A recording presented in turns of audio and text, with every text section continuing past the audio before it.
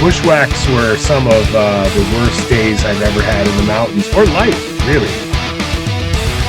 Whereas Panzer Mountain is totally opposite. It's a mountain on top of a crater.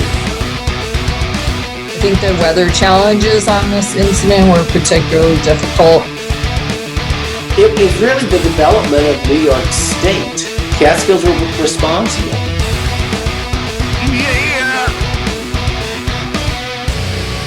Now you're listening to Inside the Line, the Catskill Mountains podcast. It is. There it is. Let's do it. All right. So I'm cracking mine open right now. I need it. All right. You're going to crack your open, and then I'm going to let me turn off my whatever background mute, and I'm going to crack mine open, and then I'm going to bitch at you. Okay, so get ready. Yeah, I did it last time. I couldn't hear it, but you know what? I don't care. I'm just cracking it. Couldn't hear anything. Sounded good. I got that down, man. That's probably the only thing I do well in my life. Highly doubtful. All right, so 165. So Tom from Catskill Collectibles is joining us tonight to talk about his store and about the great, legendary Catskill Mountain House. But we also have a bunch of other stuff to talk about. We do, but I have something first, Dosh. Yeah. You said this is episode 165? Yeah. Mm-hmm. Did I fuck it up last time? Mess it up. Sorry. Did I mess it up last time? But you know what you messed up? The show notes. You know what you forgot? What? You know what you forgot? What was my first episode with you? This is your 40th episode anniversary. It's my 50th. 50th? My 50th. 50th episode. Technically 51 because we did the Rangers in part 1 and part 2. But this is the number 50. So I've brought back for the 50th the Dead Rabbit Dry Irish Stout. Because after the show, if you're a frequent listener, you know that last week's Dead Rabbit Dry Irish Stout from the Westkill Brewery really wasn't a showstopper. But after that recording, I had another can of the Dead Rabbit Stout, but I had it at almost room temperature. So the key is you need to let the rabbit go from cold in the fridge, warm up, get it to room temperature, and it comes to life. So interesting. That's the trick. I think most stouts are better off served warmer than a Pilsner or a pale ale. So that's my pro tip. If you need a pro tip on how to open it and get the sound on Zoom, I can cover that, or just how to drink a room temperature stout and enjoy the taste. So there you go. I did my rant about this being the 50th episode, and I've instructed people how to drink stout beverages. I don't think I would ever. I don't want to drink something at room temperature. Yeah, well, like that. You think back in the day when they didn't have a lot of refrigeration, your beer was probably consumed at or about your ambient temperature. So this one works well. It really springs to life. If you remember last week, it kind of had that dead finish to it. Yeah, you weren't too impressed with it. Yeah, it opened up good, and then it just kind of died on me. But like I said, after a couple days later, I cracked open another one, which had been sitting on the counter for a little bit because I forgot to consume it when I first took it out of the fridge. And I said to myself, wow, now that it's warmer, it's got more pop to it, more character. Worthy of the Dead Rabbit name. Either that, or did Mrs. Tad say, get this off of my counter? No, okay. She's cool about it. She's a cool wife and mother. Okay. I'm surprised she tolerates me like you do. Oh yeah, I tolerate everybody. Come on. The two of you must get together and compare notes. Yeah, right. So we have some like big breaking news in the Catskills. A couple of actually. Yeah. So this next one, I've been following this for a while now, and a lot of people have been sharing it and stuff like that. So, place called Open Space Institutes, which we'll talk about later. Talk about now, but we'll talk about the Open Space Institute organization is celebrating a monumental win for clean water, wildlife habitat, and recreation in the Catskill Park with their conservation of the Blue Hill property. At more than 3,100 acres, the Blue Hill site is one of the last and largest privately owned contiguous forest remaining within the Catskill Blue Line. OSI intends to transfer the land to New York State DEC as addition to the Willowemic Wild Forest, and once transferred, it will be the largest addition to the Catskill Forest Preserve in nearly 25 years. So, Tad, I know you've probably looked at this and checked it out and stuff like that. So, we're looking at right outside of the not deading area, but the never sink area and such. And this is actually a very nice little addition to the Catskills that I can see so far, like that I know. And it's pretty nice. Like, it's a good addition. Yeah, I'm totally stoked about this. It doesn't allow you access to anything over 3,000 feet, but at 3,100 contiguous acres, it gives you a big area to go out and explore land which you haven't been able to legally explore previously. Correct. And this is pretty undeveloped. I mean, almost like 95% of it is all undeveloped. Yeah, the folks that owned it, according to the news reports, it has been owned for investment purposes going back to, I think it was the mid 1960s. And in the research that I did, the fellow who bought it for what purpose? Do you know, Stosh? To develop, I remember it was like farmland or something like that. And then it progressed into something a little bit more. Yeah. Well, he bought it to build a ski area. Oh, of course. Yeah. So I thought that was pretty interesting. And, back in the 50s and 60s, that was like a developing industry to build ski areas. It was growing in popularity. Ski lifts were coming out, innovations in ski technology, etc. So this fellow bought this 3,100 acres, and for the last 60 years or so, they paid taxes on this land, and eventually they reached the point where they sold it to Open Space. Open Space often gets involved in these deals where they realize that land is available, and it sometimes takes quite a while for the state to mobilize to buy land. So in the interim, the Open Space Institute steps in and purchases the land with an arrangement that eventually it's going to be resold to the state of New York. And that's what I understand happened here. Yeah, the Open Space looks like it's a leader in advocating for public policies that promote innovative and effective land protection. So now with this area, this is, what is it, to the south of Claryville? Direct south of Claryville. I'm going to say it's more to the west of Claryville. Yes, sorry. Yeah, as you come up out of Grahamsville on 19, and before you head into the thriving metropolis of Denning, you bang a left on 47, and you just barely go over the bridge, and there's Blue Hill Road, and that's kind of the eastern boundary, more or less, of this tract of land.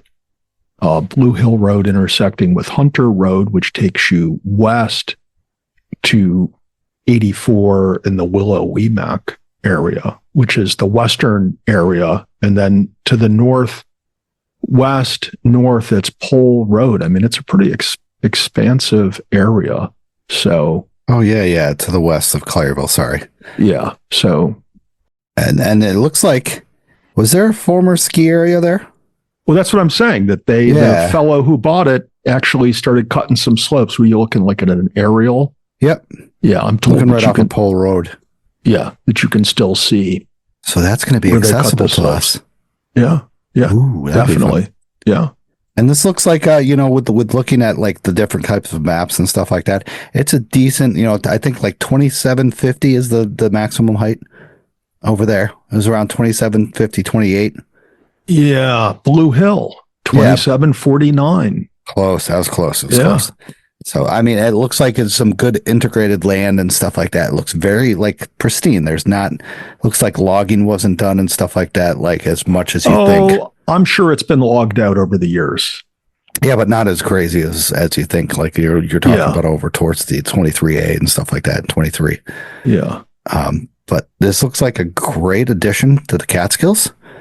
And I mean, it's pretty neat. And this has been going on for a long time. Of course, it's back and forth. They've been trying to sell it to probably different types of people, different types of resorts and stuff like that for a long time. And, it just hasn't happened. And this kind of gets you in that state of mind. Will the Goulds do this? Is open space looking at this for the Goulds? We're going to have to take that land back through trickery and deceit. I would say something else, but I'm not sure. I probably would get arrested if I said something by force. Yeah. Yeah. I mean, it's pretty neat. Like looking at it, what's going to happen here? What's the DEC going to do? It'll take like 30 years to build a trail, but I mean, who knows? Yeah. Yeah. I'm looking at those ski slopes right now, man. They're really well defined. I never noticed that before. Maybe because it wasn't publicly accessible. You wouldn't think about it, but yeah, they look really nice. Like real well groomed. Yeah. It looks like somebody's been up there with a brush hog, keeping them trim. I don't see any evidence of any lifts being there previously. Yeah. I'm trying to see if there's going to be if there can be any connecting trails, but it doesn't look like it could be. You'd have to do some road walking if they were to make a trail through that area to go over into the Sundown Wild Forest, because this borders the Big Indian Wilderness and the Sundown Wild Forest area and the Slide Mountain. We're just gonna have to go over there and check it out. But I see I saw on some other maps where there's a relatively extensive network of logging roads in there. Oh, okay. Okay. So I was wrong. Yeah, but it looks good. I heard there's a lot of maple in there. That's one of the things I've heard. Sugar maple.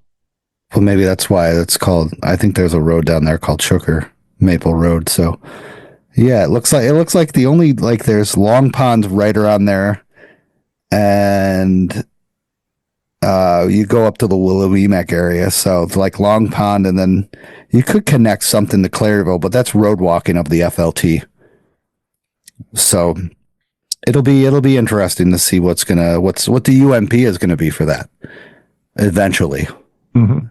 Eventually, because it's a good chunk of land, and it looks to be pretty nice, and it's right in that area and get people out there. So good for Open Space Institute to get that area thing, because who knows what that would have become if somebody would have bought it. I know the price probably was astronomical to probably try to purchase that stuff, and it's a good chunk of land, 3,100 acres. That's a good chunk. 25 years it's taken to purchase that. Well, yeah, I don't know if it was on the market the whole 25 years. But I know a couple of years ago, there was filings in the town of Neversink about developing the land for, residential home sites. And I think that what precipitated the interest of the open space to get involved and acquire it, because it's certainly a unique acquisition, 3,100 acres in this spot. Yeah. Sweet. Yeah, it's pretty cool. So it'll be good to see. Yeah, we'll take it. It. We'll keep an update on it and see what develops. I'll keep an eye out for the UMPs for it and such like that. So other breaking news. So congratulations to the Catskill 3500 Club. They received a grant to enhance the Trailhead Steward program. So the 3500 Club was awarded $4,798 matching grant from the Environmental Protection Fund's Park and Trail Partnership Grants Program to engage visitors to two significant trailheads to promote leave no trace principles, share regulations, and communicate with information. It's one of 22 awards totaling $1.7 million for organizations dedicated to the stewardship promotion of New York State's parks and historic trails. Now, this Parks and Trail grants are administered by Parks and Trails, a statewide nonprofit organization in partnership with the New York State Office of Park Recreation, Home Preservers, and the Department of DSE. 4 years ago, the club adopted the Slide Mountain and Woodland Valley trailheads through DSE, adopt the trailhead program, and enhancing it annually. Lords was on here talking about it once or two times about the Trailhead Stewards program. Tad and I have both participated in this. It's an excellent program, and they had a great time. We had a great time, so it was really, really fun. The program is a volunteer initiative dedicated to enhancing the experience and safety of hikers in the Catskill Mountains while promoting responsible outdoor practices. So, great stuff to happen to the 3,500 Club. I know $4,000 doesn't sound like a lot, but it's a pretty great amount, especially for, the little areas the two little areas that we have. So it's pretty neat. It's good for them, good for you. Like the 3,500 Club. Let's get going with this. Yeah. So if that's a matching grant, I think the implication is they get about $9,000 for them, a little over $9,000 to do this program. And it seems like they get a lot of mileage out of it. Being at the trailheads, meeting and greeting people, making sure that they're informed and setting off on the right foot into their Catskill adventure. Yeah, we did that last year down at Woodland Valley. It was a beautiful day, and I was surprised by the lack of people that there was. I thought we had a few good folks there that day. People might have stayed away from us because we didn't have the right snacks available. Come on, we had those. I had the what's it called? They brought the cookies. The cookies, and there was that one young fellow at the end that took them all. Right. Remember the young kid? He was 11, 12, something like that. He took 5 and then came back and took 8. Yeah. At gunpoint. So we saw Danny Davis was there. Mm-hmm. And Ed, the trail runner. No, I didn't see Ed that day. Oh, that was when I was with SAR. Okay, that was my bad. That was with Ed when it was SAR. He came in sprinted in with SAR. We're like, what the? He finished it in 2 hours. It was insane. Yeah, crazy. So that's a good dude. Yeah, congratulations. That's pretty cool. Yeah. I'm looking forward to doing it again this summer with you, getting out there, putting my time in with that program, and again with Matt Smith, Catskill Trail Crew. Yeah, it's gonna be cool. So that's I know the Catskill 3,500 Club will put that to great use, and we'll see it's a great contribution to the Catskills. Just getting people they're coming there. Coming to Slide Mountain and coming to of course Wittenberg to go hike for the view, and they have a water bottle and slippers and stuff, and to have stewards there to be like, hey, you might want to go down the Ashokan Rail Trail or something else is great to have these people be up there and then rescued by the Rangers. Yeah, well, I saw 2 weeks ago when I was setting out to do the Hunter Loop at the end of Spruceton Road, I had a fellow come over and ask me if he was in the right spot to hike up Westkill. And I said, yeah, you are. And he wanted to know where the trail was. And so I pointed him towards the end of the road and told him, when you get to the end of the road, you just keep walking. And then I asked him, because he didn't look like he was well equipped, I asked him, so do you have any type of traction gear? And he didn't know what to say. I said, do you have micro spikes, crampons, anything like that? And he said, no, I don't. And I said, well, you might think when you head out, you might think that you can get far, but I'm going to tell you, you're going to run into ice, and it just is going to keep getting worse and worse. So I told him, if you want to set out to have a good time today, hop back in your car, drive over to Tannersville, Camp Catskill, pick up a set of micro spikes. And while you're over there, maybe you just head over and new Indian head or twin, if not come back here. So Yeah. I think that's what he did. Well, good. Yeah, it's crazy. When stewards are there to help us out, and then people like you and me and the other Catskill hikers that have the knowledge will hopefully help these people turn around and not get injured. Well, sometimes just what you read on the internet or out of a guidebook is not going to be the best information to then speaking to somebody who's out there a lot and knows what the current conditions are. So, and that was probably the situation with that fellow, is he read about the hike, but did not know what to expect that time of year. Yeah. They definitely have a lot of guidebooks out about, the Catskills hiking, but they don't have it about the winter. Yeah. And it's a whole different story, as we both know. So, and speaking of, park rangers helping out and stuff like that. So overtime issues, once again, keeps going back and forth with the Rangers that, there's definitely the Rangers are looking to get their overtime, kind of like balanced, with stuff that's going on with the state. It's concerning overtime disbursement is back to square one after a union representative said the state changed its course last minute, effectively ending a meeting to attend in the resolving matter. So the PBA says it's been negotiating with the state over addressing emergency and non-emergency overtime opportunities, but the DEC's choice to issue its own policies without the union agreement has frustrated. So a former ranger, Rob, whatever, I forgot how to say his last name, Prosdecko, at the New York State Police Benevolent Association. So Rob Prosdecko said that the last meeting at the union was scheduled to have the DEC was abruptly canceled last year. That's because the DEC removed an order that it issued Rangers regarding overtime disbursement. Now the removal was what the PDA had hoped for, but then the DE sent out a new one. The Rangers, Rob claims it too violates the Rangers contract and sidetracks previous overtime negotiations. The DEC does not want to comment on the pending grievances, but records show Rangers supervisors believe the new directive follows the contract.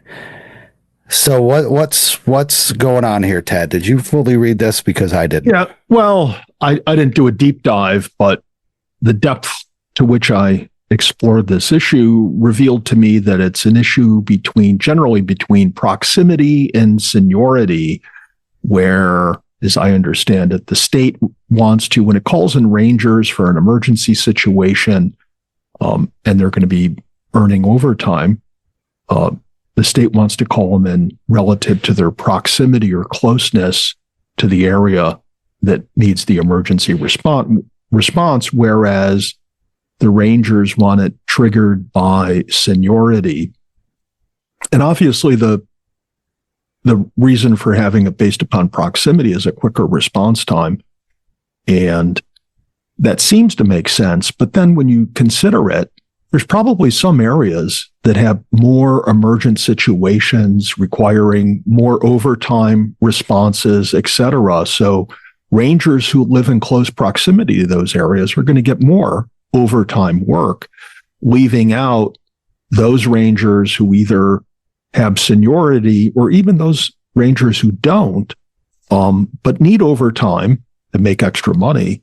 It's going to leave them out of that pipeline to get that extra work. So, while I think there's good arguments on either side, I think it really comes down to if the Ranger isn't necessarily the closest to the situation, but is willing to step in and do it, he should be on the list and be able to respond to that, because it's overtime. And, Rangers have families, as we heard when we interviewed our two Rangers. I made the comment, well, you had all this fire response time, this overtime during the fire season. Wasn't that great? And they're like, well, hey, yeah, it was great, but we have families and we have other things as well.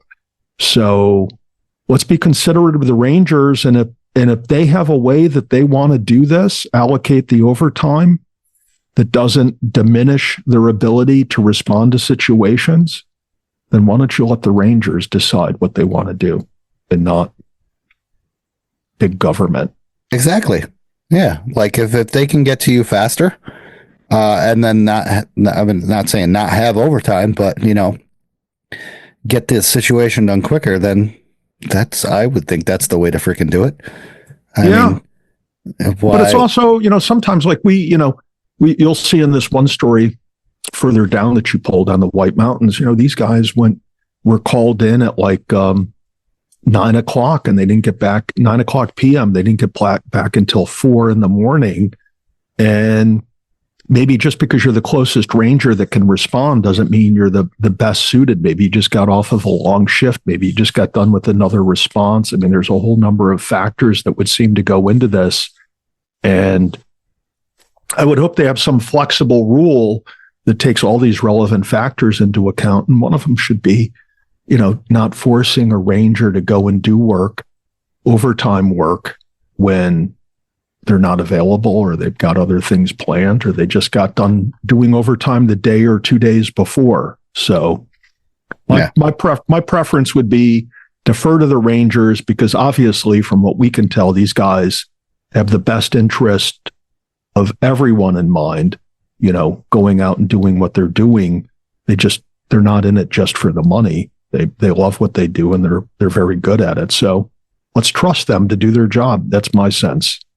Agreed. Agreed. Yeah. And previous interviews shows that they're compassionate about this job and that they do it for their love of the mountains, the help of the hikers, stuff like that. It's not because they're like, oh yeah, hell yeah, I'm racking up the money on this. No way. Not from the previous times that, you have been here and then I have been here with the Rangers. There's no way that they're doing it for the money. Yeah, well, it's not to say on the one hand that they don't make decent or better money. But I think, as we pointed out previously, in comparison to what a state trooper makes, they don't make as much money as a state trooper. Based upon different ranks and seniority, they're not on the same level as troopers. And they're probably more often called into overtime situations than state troopers are. Mm-hmm. And so, you should let the Rangers have more of a say in what works for them. So long as they're not putting people at risk, I say defer to the Rangers. That's my opinion. And I'm sticking to it because they're the ones that are going to haul my ass out of the woods if I'm in trouble, not some bureaucrat in Albany. Correct. So Slade and Martin, anybody, let us know how we can help you and support you with this situation. We're behind our Rangers. 100%. Speaking of the Rangers, just got this in today, Ranger report. So in the town of Denning, on March 18th, 10:13 a.m., Raybrook Dispatch requested Forest Ranger assistance for a hiker with an ankle injury on the Biscuit Brook Trail. 2 miles up from the trailhead, Ranger Sweeney located the 58-year-old from McCord and her husband. Ranger Sweeney splinted the hiker's ankle and provided first aid. Rangers Franciscina, Martin, and Schweiner hiked in with a wheeled litter. Rangers worked with the Woodburn EMS to transport down to the trail. Rangers met the Clairville Fire Department, who transferred the patient on the UTV and brought her down to a staging area for EMS evaluations. Resources were cleared at 4 p.m. So when you say UTV, that's the wheeled litter? That's what that refers to? Well, the wheeled litter is the one wheeled thing where they have 4 Rangers on each side. Or, I've 2 Rangers up front, 2 Rangers in the back. And it's just one big, huge freaking wheel. Yeah. Oh, I see. And then they transported her to a UTV, and that's like an all-terrain type motorized vehicle. Yeah. The question I have is for that, of course, is there's nowhere where you can bring a UTV up on the Biscuit Brook area. So I once I saw you put this in here, I pulled up my Gaia mapping. And those of us who have hiked that trail know that the first half mile in from the road is a real bitch. It is. Right? Yeah. I mean, there's just a lot of that exposed, rock boulders. It's just really rough, irregular. And I'm sure many, many, many of our listeners, if not every single one of them, know that when you go out and hike Big Indian and Fur, or other points out there, and you're coming back to Biscuit Brook, man, that last half mile is like, why Why? Why do I Yeah, have because to? you gain and you lose so much, and then Yeah. you have that nice flat walk to the lean-to. So, Yeah. I'm wondering if their staging area was down at the Frost Valley area, and I don't know why. They must have had the UTV at the end of the trailhead, and then the staging area was over at the Frost Valley. Yeah. Unless it was like a really, really rugged go anywhere UTV that would be able to get out there and go over those rocks. But I just don't imagine that, because it is very hardy area. I mean, you're side hilling of that half-mile stretch. A good half of it is some pretty rugged side hilling that you got going on. And then down there by the sign in, going out to the side of that slope is also just rugged terrain, usually a few fallen trees along the way, especially this time of year. Nobody's been out to clear it. Yeah. So 10 to 4. So that's a good amount of time. Yeah. 6 hours. Yeah. So once again, thank you to the Rangers. Yeah. For doing that. Looks like, a simple ankle injury. So unfortunate incident that just happens. Shit happens. So, then next SAR call out that, didn't have to do with New York. So I found this pretty crazy to happen. And this is a great, reason, or a great showing that the winter can be here at different places, that we don't think that it's still there. So this happened in New Hampshire, on Mount Moriah, March 16th through 17th. Rescuers worked diligently to assist a hiker down off Mount Moriah after she got stuck in dangerous current conditions along the Carter Moriah Trail. At approximately 6:45 p.m. on evening of March 16th, New Hampshire Fish and Game received a call from a distressed hiker who was in snow and pelted by rain 3 miles into the woods off of Route 16 in New Hampshire. The hiker explained that during the hours of hiking that day, the deep snow and trail had become increasingly soft, causing her to sink, even in snowshoes. She had fallen many times, gotten soaked, and was dealing with increasingly painful leg injury. The hiker further explained that she had very little gear left, but used most of what she had, and that everything was becoming soaked in steady rain and falling. As a result of the call, a rescue team composed of 4 conservation officers and 11 volunteers from the Androscoggin Valley Search and Rescue Team responded to the assist. Rescuers began hiking up the Stony Brook Trail shortly after 9 p.m. and slogged their way through the soft snow towards the hiker. At 11:15 p.m., 4.5 hours for when she called in. So once again, bring as much as you can, especially with these situations. The first crew of rescuers located the hiker a short distance from the Stony Brook Trail intersection. The hiker was immediately given first aid and given warm and dry clothing to wear. After being warmed up, she was able to hike with assistance back down to Route 16. During the duration of the rescue effort, rain fell steadily and melted the snow. Rescuers ended up having to spend significant time setting up ropes and figuring out how to cross brooks that had swollen into torrents from that rain. The rising brooks was also both visible and audible where rescuers worked, and the roar of the swollen streams became more noticeable as the night wore on. After hours and hours of hard work and careful maneuvering, the rescue crew arrived safely with the hiker at the roadside at 4:18 a.m., about 10 hours after she called in on the next day. The hiker had walked with assistance the entire way down, was found to be uninjured, and reunited with a loved one following the ordeal. This is what I love about New Hampshire, is that they just blatantly give out the person's name, like, here you go. Yeah. I just love this. So, like, we just talked about New York State and they didn't tell.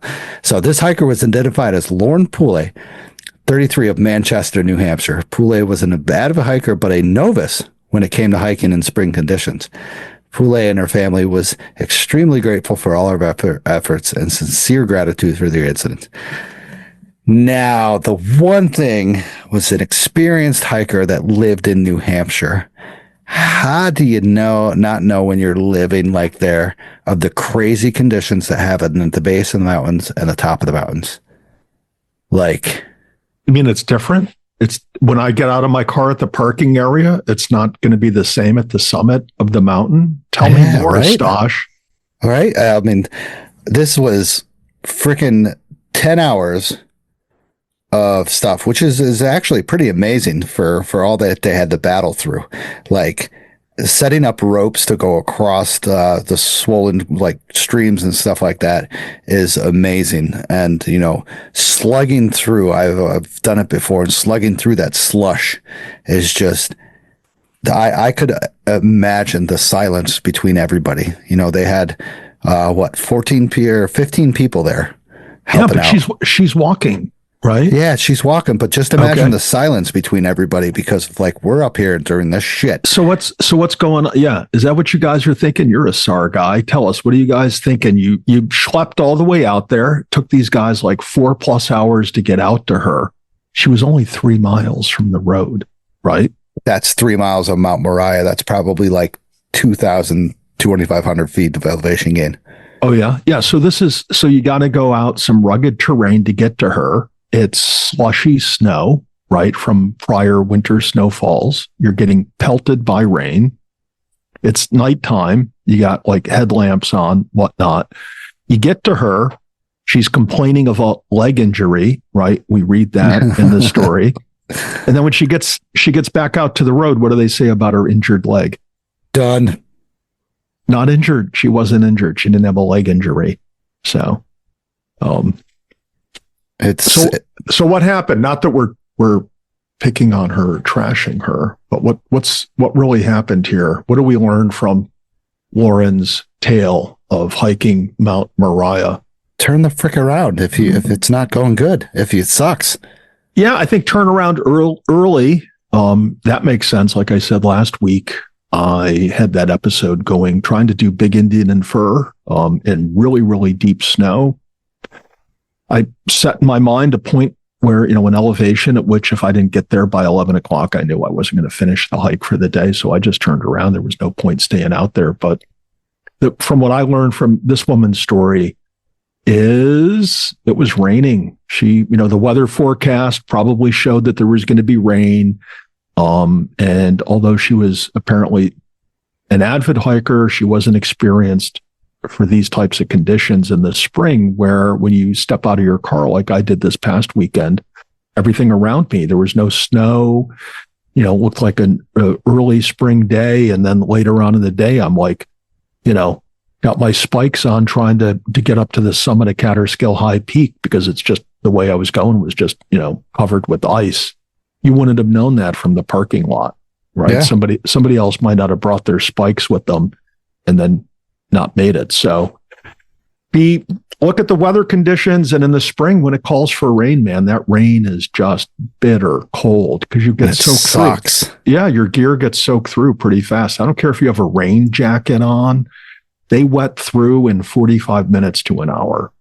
And then, it's not just the rain, your feet get cold. Like in the summer, rain is okay somewhat. Your feet get cold.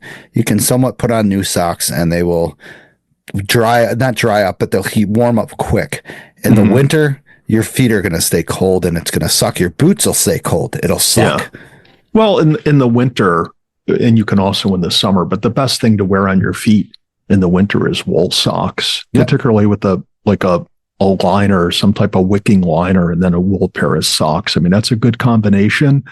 But that damp cold in the spring, when what they call the bulb temperature is up high, so that damp coldness just really feels cold. And it lingers.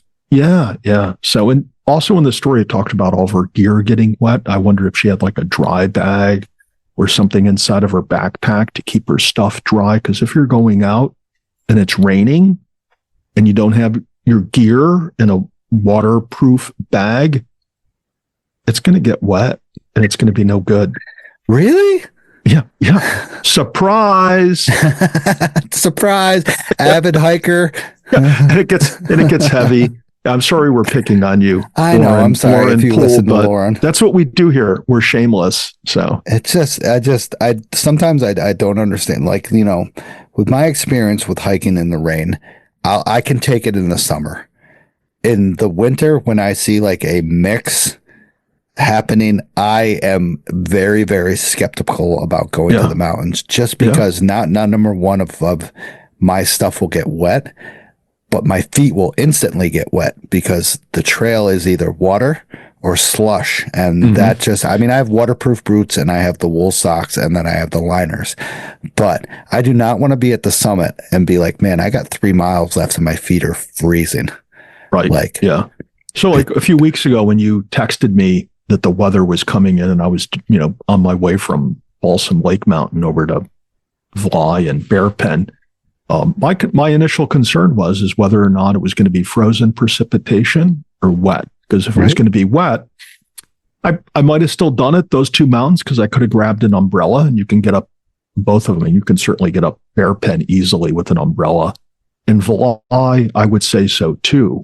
And that would make sense if I really wanted to bag them. But if I was doing something else, like on the Devil's Path, trying to carry an umbrella when it's raining, no, I would think twice about that. And then everything would be sheer ice. Yeah, and it'd just be wet. And then so what if you did have an injury and you had to sit down and wait for a rescue when it's raining? It's just going to go from bad to worse. And that's my thought of hiking in a mixed precipitation. Injury, you are wet, you will stay wet. Yeah. And like, it's a whole different thing from snow, from nice fluffy snow to where you can kind of, if you have like an emergency blanket or something, you can bury yourself and stay somewhat warm. Where wet, you're going to stay wet. Yeah. And it's just going to suck so bad. It pulls the heat right out of you. So when you're confronted with that situation and your hiking plans get derailed, then what you do is you use the other information that we parlay to you on our podcast. And that is you go out for a post-hike brew and bite. Right. You go to Last Chance, Mama Boy Burger, Brio's, Phoenicia Diner. There's a lot of places to go hang out. Get a warm cup of coffee, something hot to eat, and then go on your way. Yeah. But, and you can tag that mountain frickin' another day. It's not worth it. Yeah. Like, seriously, like I love extreme stuff. Like, I do not love extreme. I love extreme wind. I love a lot of snow. I love pelting snow. I do not like rain, and cold like sleet and stuff, because it just gets you wet and then you're miserable and the conditions are miserable. Did you know that I used to spend hours on end in those conditions? Well, yeah, you did. I mean, when you freaking did your sailboat stuff, like, yeah, racing offshore. That's what but you're prepared from the outset to be exposed to, and then you had the Helly tons of water. Gear. Yeah, that's right, man. You're like, all taped up so water can't get in. Yeah. And I got to watch some documentaries on that shit. So, yeah. So moving along, what's next? Yeah. So don't hike in the rain, basically. It's not worth it. I mean, in the summer, I did the Pemigosset Loop in the rain. That was fine. I could dry off and have a good time. But in the winter, in the spring, nah, I'm good. So, thank you to the monthly supporters, Chris Garbian, Jeff Jotz, Vicky Ferrero, Mikey S., John Comiskey, Summit Seekers, Desert City Radio, Betsy A., Denise W., Tom H., and Vanessa. Thank you guys so much for supporting the show. Thank you for believing in the show. Love you guys. Really appreciate it. Also, our amazing sponsors. So capture your love story against breathtaking backdrops with Outdoor Chronicles Photography. Molly specializes in adventure couple photography, and she'll immortalize your moments amidst the stunning landscapes of the Catskills, Adirondacks, and White Mountains. She'll craft timeless images that reflect unique bond in nature's grandeur. Embark on an unforgettable photographic journey with Outdoor Chronicles Photography. Don't hesitate to get a hold of Molly on all platforms. Also, to discover the wilderness with Trailbound Project. Our expert-led hiking and backpacking education programs offer unparalleled outdoor experiences. Whether you're a beginner or a seasoned adventurer, join us to learn essential skills, explore stunning trails, and connect with nature. Start with your journey today with Trailbound Project and unlock the wonders of the great outdoors. You can't even tell that I'm suffering from a freaking injury from doing all that, can you? Yeah, I can. Definitely. What? Yeah, you can see my face, yeah. Yeah, I can. Yeah, I hear it in your voice. So. For real? Oh, yeah, definitely. For sure. Right. So everyone, what about you, Tom? Can you hear it in Stosh's voice? Tom has got his head bobbling up and down. Yeah. It's just I've had a like chronic back pain for the past week. It was coming and going, and today, like, well, I'll talk about it in a little bit with, but like, it's just today it really killed me. So sorry about that. So mentions, we got a lot of good mentions this week. All right, awesome. Our folks, our fans are getting out hiking. Like to see it. Yeah. So mention the podcast on one of your hikes through social media, and we'll chat about it on the show. Tag us by typing at ITL Catskills Podcast on your post. So, who's outdoors? We're going to shout out to Alan Betancourt on getting his WFA, his Wilderness First Aid. So, good job, Alec. That's great to have. Yeah, very cool. Yeah, it's great to learn that stuff, especially out in the trail. You're out solo, you can help anybody else out. You have that experience. It's a great skill to have, and congratulations on that. And keep kicking ass, Alec. Hopefully you get back out a little bit more and see your posts a little bit more often. Also, Pink Pony 818 Tracy Rankin was at Bull Hill coming from the Lone Star Trailhead 6.4 mile lollipop loop. And I got to admit, Tad, from her pictures, these were fantastic views, man. I am jealous as heck. Have you been on there? No, I haven't. But as I'm starting to, do a rough sketch of hikes for the coming late spring and summer hiking season, I'm putting some stuff on the eastern side of the Hudson River on the list. Dude, that view of the New York City skyline, man. I know a lot of people don't like the city, but I got to admit, that is mind-blowing. Yeah, you know when I'm up there on one of those mountains and you can look down and see all those skyscrapers down there, you know what I think?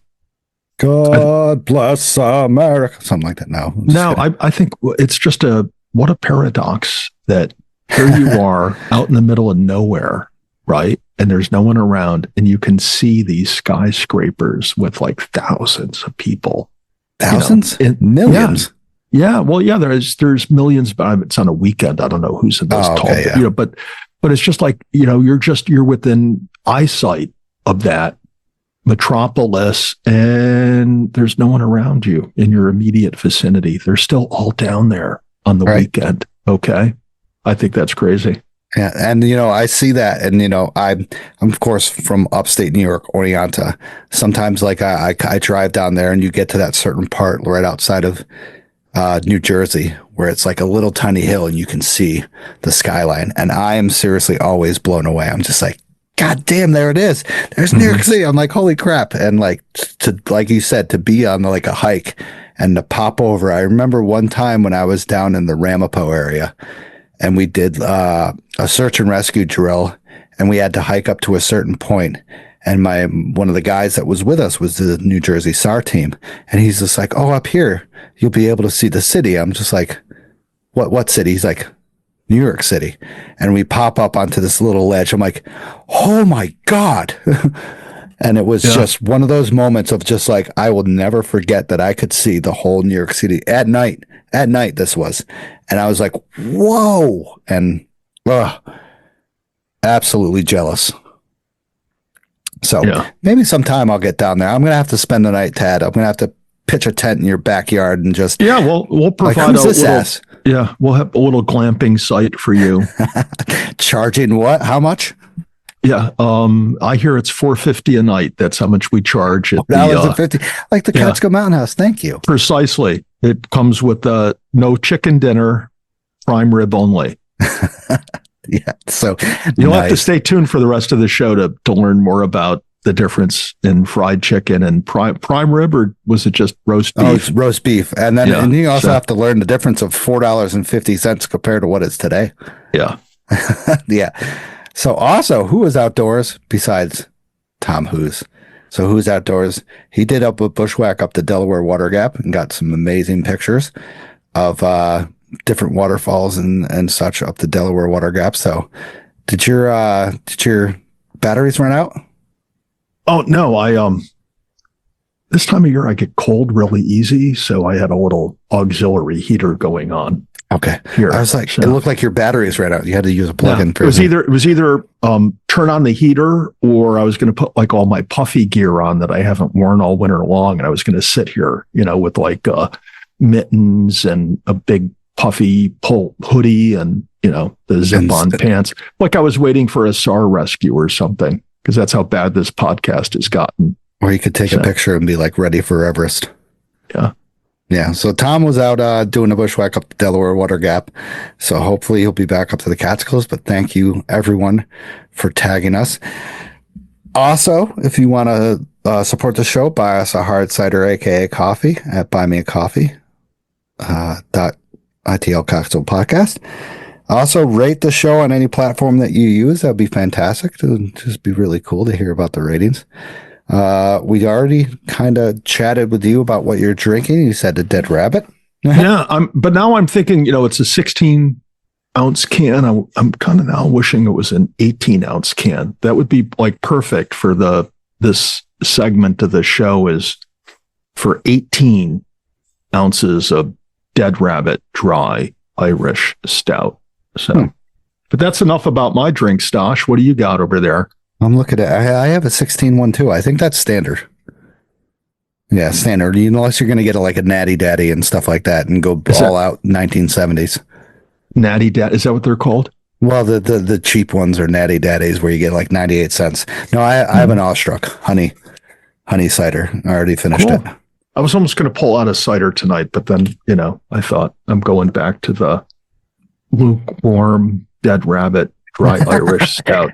Sounds so horrible. Lukewarm Dead Rabbit. Well, you say it sounds horrible. Look at the picture of the rabbit on the can. Looks like a Rip Van Winkle rabbit. Yeah. So I don't know. They have interesting artwork, but all right, let's move along. So previous hikes. I will go with what I did today. So today I was supposed to go out with my nephew and do a hike of the upper reservoir in Gilboa, and then we were going to go play some disc golf at Minekill State Park and just have one of those nice days. It was a beautiful day out. But I woke up this morning and I'm like, all right, my back feels fine. I've had some chronic pain for the past couple days. And then I bent down to pick up something, and then it just, like Jessica said, it looked like a sniper hit me in the back, and I fell over. And she was just like, seriously, it looked like somebody took you out and fell down. And she was laughing. And I was like, I understand. It probably looked really funny, but it was extreme pain to my lower back. And I sent my nephew a message, and I'm like, I cannot do anything today. I gotta rest and stuff. And it's been a fun day. Let's just say that. You ever worry if that happened to you in the woods? What would you do? You know what? I actually feel better moving around. Mm-hmm. I lay down, it feels fine. I'm sitting like this and it feels fine. Moving around, it's difficult, but it's okay. It's when I'm standing up straight and doing nothing that I'm just getting some chronic pain, and I'm like, God damn it. But in the woods, I don't know. I know it's a muscle pain, so I kind of deal with it. And I have before, because I've had my sciatica. And I've just put on a backpack. The doctor's like, oh, yeah, you'll never backpack again. I'm like, doctor, I always give him the finger and be like, listen, that's my life. I'm going to do it no matter what. And, but, I would just try to hike out, and I would try to take as much ibuprofen as I could to get out. But if it hits me in the woods and somebody's around, that'll be hilarious, because somebody's going to be like, what the hell happened to this guy, and go crazy. I'm like, oh, it's my back. I'm getting old. Sorry. Yeah. Well, that's the thing about backs, is they can be unpredictable at times. So, where all the weight is. It's like my lower hip too. I think somebody said it's like my SI joint is what I think it is. But yeah. Well, I got all those problems. Yeah. Fuck that. It sucks. Yeah, I'm not about ready to let anything slow me down. Right. So exactly. I was thinking about it, man. I should have. It was a beautiful day, but then I'm thinking what would have happened if that sniper happened right on the trail? And I just had to lay there. My nephew would have been laughing, but Derek is going off. The reason why I was going to spend it with my nephew Derek is going off to trooper, camp, trooper. He's going to be New York State trooper. Yeah. Yep.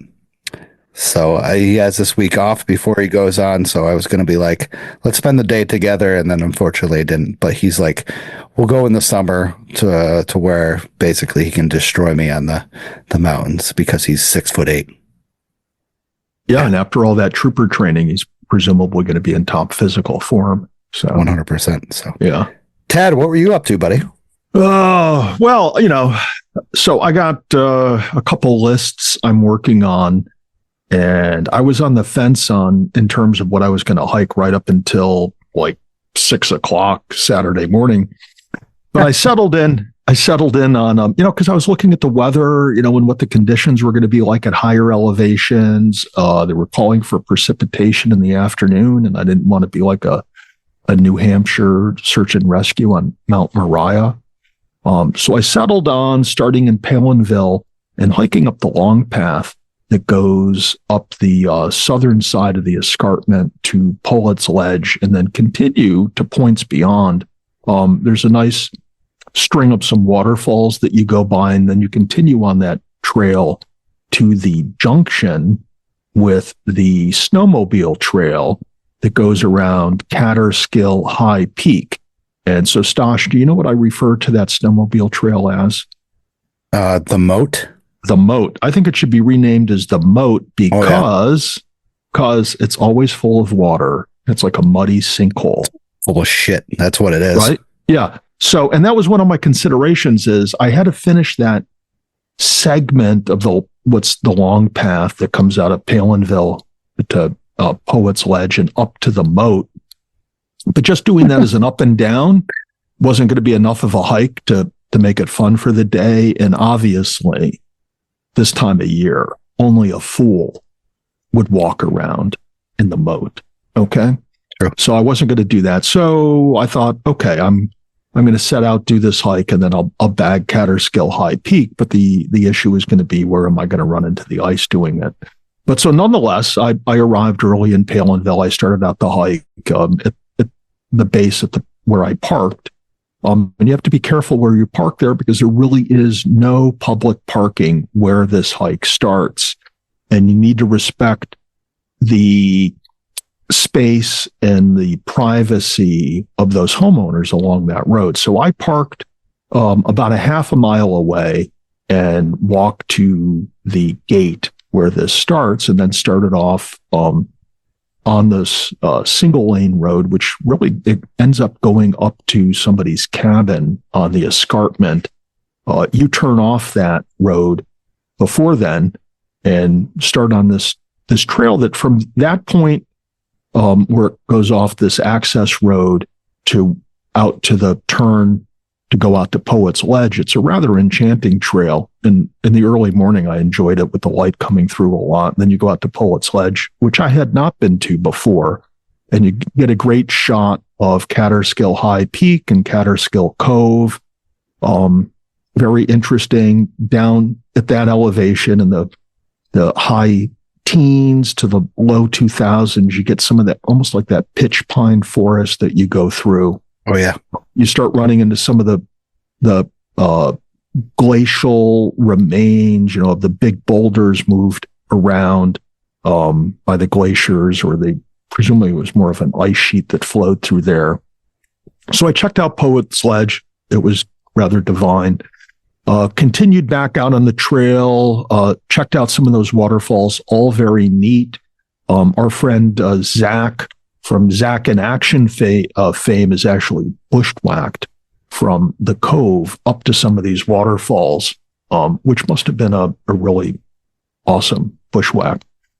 But that whole segment, once you're like on that ledge, traversing over the tops of these streams that then go off and make these waterfalls, I have to say that section of the trail was somewhat poorly marked, not well defined, quite a few times. And I'm not great at following trails for one reason or another, particularly when they're not well marked. But so that section, I did a little wandering through, and then you head south towards Catskill High Peak, and went through some enchanting spruce forests on my way up to the Moat. Got to the Moat, And then I went off to hike up the north side of Catskill High Peak, which was snowy, at the, in the higher 2000s. And eventually that snow transitioned into that frozen river of ice. So I had my Hillsound micro spikes on, or Hillsound trail crampons, I guess is what they're really called, on my way up, which represented my 19th hike this year. Well, not this year, it goes back to November of last year. My 19th weekend in a row hiking on the snow in the Catskill Mountains, which I think is notable because we haven't had such consistent snow in any of the prior 8 winters. There were a couple sections on my way to the summit where I really, really hit some sketchy ice sections where I had to depart the normal herd path and make my way up via, some other means. But eventually I got to the summit, signed in, and then headed off towards Eagle Ridge, which is that ridge that you and I went down that day. On my way, I was somewhat concerned that I'd run into snow and ice in that one chute, and I kind of wondered how it was. But once I was a few steps off the summit and heading into that direction, there was no snow on that side of the mountain. Nice. So on the north side, it was caked in snow and ice, and on the east side, it was almost completely bare. And wow. I got to that chute. Yeah, I got to that chute, and there was a, kind of like a little monorail section in one spot, but it was either easy to put my foot on one side of it or the other. So I made it down that without incident. I didn't break my pole like one of us did, I think, in that area. Yeah, you broke both of them there? Oh, shame on you. So then I made my way back down to the moat, continued north on the moat, and then the moat starts to turn towards the west. And when I got to that point where the moat turns towards the west, I just continued heading to the north over to what is called Hawkeye Ridge. Did you know what's called that? That's the kind of like the edge of the Huckleberry amphitheater.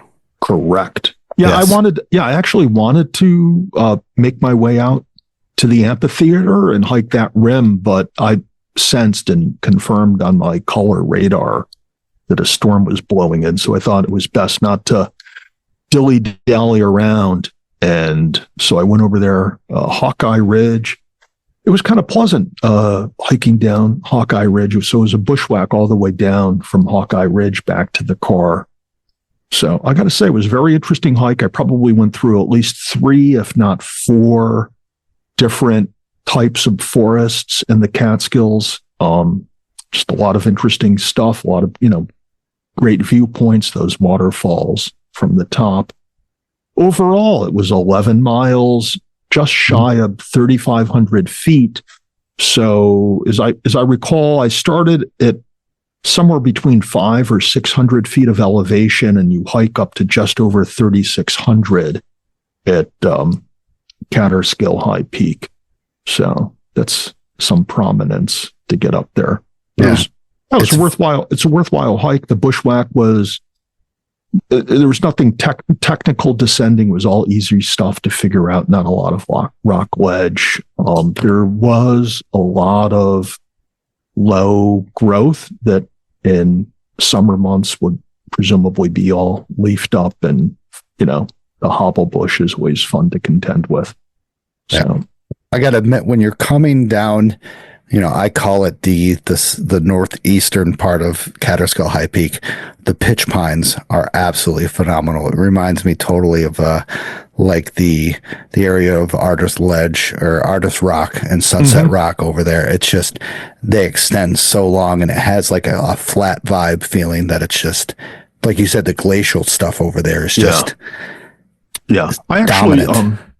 I got a picture of a cool rock I might post, a big boulder on top of one side of it, just propped up on a smaller rock. Say rock, could be a boulder in its own right, but obviously, at least to me, the larger boulder settled on top of the smaller one when the ice melted. Yeah. those things are cool. That area is a nice, fantastic area. Like I said, going up the Poet's Ledge is nice and one hell of a gain. Like it's steady. It's not like you're gaining so much and so little. It's just constant. Yeah. Well, the first section off of that access road to somebody's house or cabin, you're buying a lot of vertical gain on your way up to that, and then you have a long traverse where you walk past what appear to be a lot of old stone quarries. You see a lot of rock piles that have been made over 100 years ago along the way, with trees and whatnot growing up in them now. And then you take a bend off to I guess you kind of cut back to the north or southwest, it would be, going towards Poet Ledge. And then you hit a lot of pitch pine and spruce areas. And so on my way up, I was planning to bushwhack down Hawkeye. And so on my way up through that segment, I was trying to pick out where it would be best to hike through that area, through that forested area off the trail, without getting into that really, really thick pine grove stuff that we all love to walk through. And it's like walking through, like a car wash with, everything like, brushing up against you and trying to clean shit off your pack and body. So I did fairly well. I mean, I came out pretty much right at the junction with that trail going out to Poet's Ledge. And other than one spot way up, which I couldn't see on my ascent, but for the most part, coming down Hawkeye was fairly interesting. What are your thoughts on the view on Poet's Ledge? It's worthwhile. I would imagine, I had decent light when I got there, decent color in the cove. I would imagine at certain times of day and certain seasons, it would be even more spectacular. But gives you an interesting shot of Catskill High Peak. That was my post, I think, on Sunday, was of the view of Catskill High Peak from Poet's Ledge. Yeah. Cool. Interesting at one time they thought that was the highest mountain in the Catskills. Right. And they were only off by about 500 or 600 feet. Yeah. I find it, when I did Poet's Ledge, and this was a long time ago, it was like, I forgot, it was like 2016. I was just like, the view is okay. I was like, all right. I enjoyed more of the waterfall traverses over Wildcat and Hyler and Santa Cruz. Yeah. And I went when there was decent water flow. I can imagine there's a time of year where that's dried up and, it isn't as enchanting, but it's always great when you hike through there. You see how just crystal clear that Catskill Mountain water is. And I find that amazing. Untouched. Yeah. It's fresh, pure, clean. Only contaminant in it is bear and deer poop. And mountain lions. The mountain lion piss. Yeah. Forgot about that. Yeah. That's a big issue up there now. So crazy. All right. Well, glad you got out, Tad. I'm jealous. So yeah. Well, open invite any Saturday you want to take off. I'll even change my plans. I'll go out on the Sunday with you. I know. You're so nice. Yeah. You're so kind. As long as I don't have to carry you out of the woods because your back, goes out on you. I know, right? But I do that. You're such a nice guy. I'll bring the mono wheel rescue vehicle. Right. We'll just haul it up. Yeah.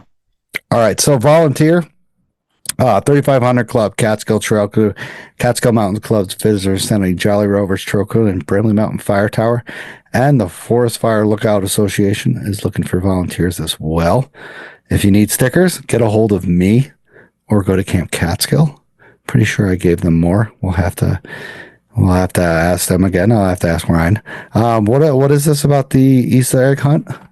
Yeah. So next Tuesday, April 1st, the DEC is having the second annual Easter egg hunt in the Catskills. It's going to be at Overlook Mountain, in and around the fire tower up there again on April 1st.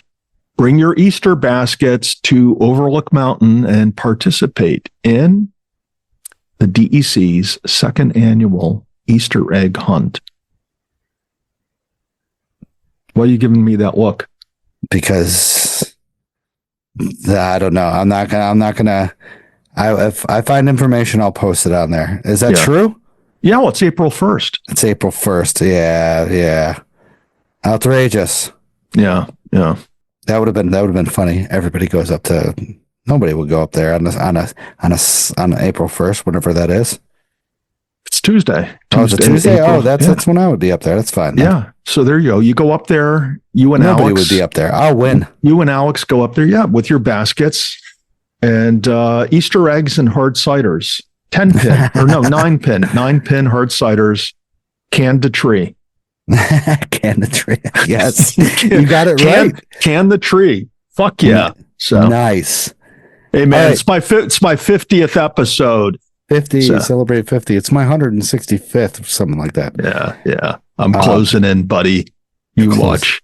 Yeah, closing right in. I'm right on your heels. Damn straight. So weather forecast.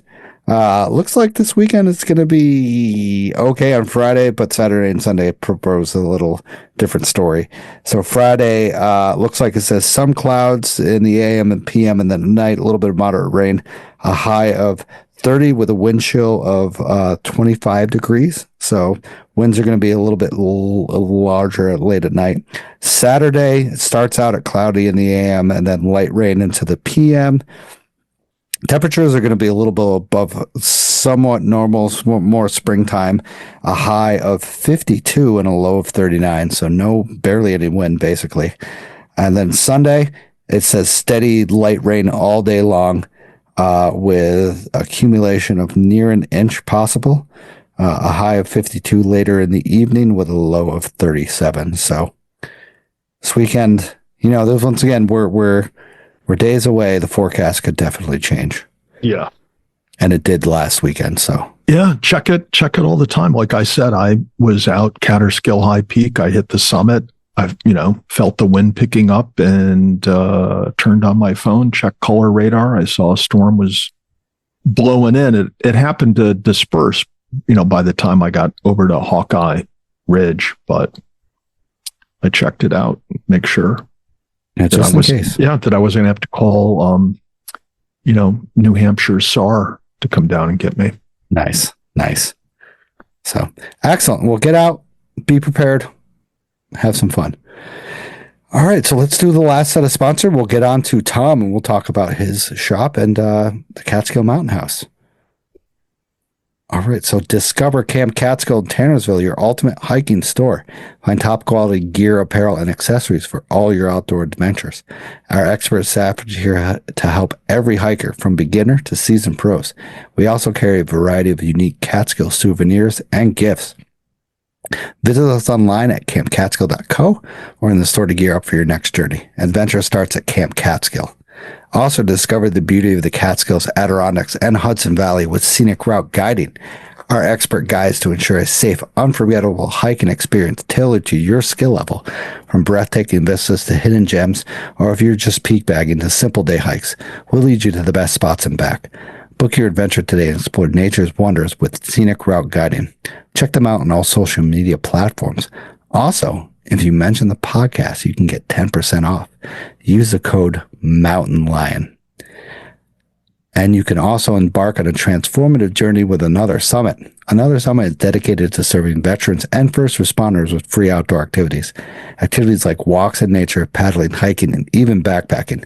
Join our supportive community to rejuvenate in nature's embrace. Experience camaraderie, adventure, and healing at no cost. Take your next step with Another Summit and ascend to new heights of resilience and joy. Apply today on anothersummit.org. They have Spring Forest Ecology going on Saturday, May 29th at 10 a.m. in Rhinebeck, Backpacking 101 on April 5th at 9 a.m. in Beacon. Get a hold of me, get a hold of Another Summit, or get a hold of Guardian Revival if you want more information. All right, so let's get on to the guest of the night. Let's go. So tonight, Tom Ilari, did I get that right? It's Ilari. Ilari. Ilari. Damn, what is with me and last names? Tom Ilari. That's fine. Everyone makes the same mistake with my name. So Tom is joining us tonight talking about his shop called Catskill Collectibles. And he's also going to talk to us about the Catskill Mountain House, the great place that we all know that existed over on the eastern side of the Catskills. That was the biggest attraction in the world. So welcome to the show, Chubb. Thank you. Thank you for having me. Yeah, dude. Looking forward to this. I've been, I've been following you for a very long time. We've chatted here and there. Yeah. And I look forward to hearing about your stuff. So why don't you give a quick background about yourself? You can go as in depth as you want. Yeah, sure. Thank you. I'll start off with where I am right now. I am a full-time resident in the village of Catskill, which is where I was aiming to be at some point in my life, because it didn't start out that way. I was, born and raised, grew up in Brooklyn, and my introduction to the Greene County Catskills came around 1964, when my parents decided to take my brother and I up here on vacation. And it turned out after that to be an ongoing vacation. We probably came up here maybe 4 or 5 times a year. Any extended weekend, we got in the car and drove up here. And we went to, I have to give them a plug, we went to Winter Clove, which is up in Round Top, and they're still around. And yeah, I know the place. Yeah. Yeah. It's a great place, and people that own it are phenomenal. The same family has owned it for generations. And I loved being here. As a kid, think about, as a little kid from Brooklyn, coming up to the country, it had a substantial influence on me. And every time we were coming up here, getting ready to come up here, I was all excited and just loved being in the woods and hiking and being out in nature and all that stuff. And I kept coming up, as I got older, as I had my own car, kept coming up here. And then in 95, I was able to buy a weekend home. So I had bought an old house in Palinville, fixed it up, and had a weekend home there for about 15 years. And the reason why I never moved up here permanently was my career. I went to Queens College, got an accounting degree, went on to St. John's University, got a master's in finance, and had a really good career in New York City, something that I really enjoyed doing, and I did not want to give that up. And I got married, I had a kid, all this stuff in between that tends to happen. So because of that, I kept coming up here on weekends. And after buying the house in 95, I would say that was a turning point with me for getting more involved with hiking, primarily around Catskill Clove and behind Palinville along the Escarpment Trail and the trails behind Winter Clove up to Stopples Point. And I don't know if you're familiar with all of those. Oh, yeah. Yeah. And at that time, I started collecting. I started developing an interest in the area because I loved it so much and I wanted to learn more about it. I wanted to get more involved with its history, understand its history. And I started collecting memorabilia from the old hotels, the railroads, postcards, vintage souvenirs, you name it. And I developed, over the years, I had a substantial amount of items that I would just like sitting in a closet and I would show people like, oh, you want to see my collection, and then someone came up with the idea and said, why, you ever think of going into business, maybe selling this stuff, so much about it? And I'm like, yeah, maybe. So I think it was around 2005, I actually did do that. And I rented a booth or a table at the Catskill Farmers Market in Catskill, down at Catskill Point. And that's how Catskill Collectibles started. It was at a farmer's market. And then after that, went on to eBay, tested things out online, went back and forth a while until about, I would say 2012, maybe, when I decided I really want to do this. I want to get more involved in this. This is my passion. This is something I love doing. So I created a Facebook page where I can publish history, publish images, publish pictures of old items from the old hotels, from the railroads. And I created an Etsy shop, which has been pretty popular. And Facebook page has been very popular too. I've almost 11,000 followers at this point all over the country. Right. Wow. Let's pass them on to us. And so it's been fun. It's a business. They always say if you're going to open a business, do something you love. Do something you're interested in. And I had the opportunity to do that, and now I've gone full speed into it because now I also have a shop on Main Street in Catskill, which kind of came by chance. The shop became available, and I don't know if I didn't mention this before, but I also have a bookkeeping service in Catskill. I have two businesses, and the bookkeeping service is typically for some local merchants and shops. And so I was visiting with one of those shops, and they said, "Oh, there's a shop available on Main Street. You interested in? Maybe you should rent it and open a retail shop." I'm like, "Retail?" It's like I'm not certain. I wanted to get into retail, but after 2 weeks of thinking about it, I signed the lease, and it's turned out to be a great venture. I'm going to be approaching my 3rd-year anniversary in June. So where's the exact spot that you're located in Catskill? Do it address. Shop is at 386 Main Street in Catskill. All right.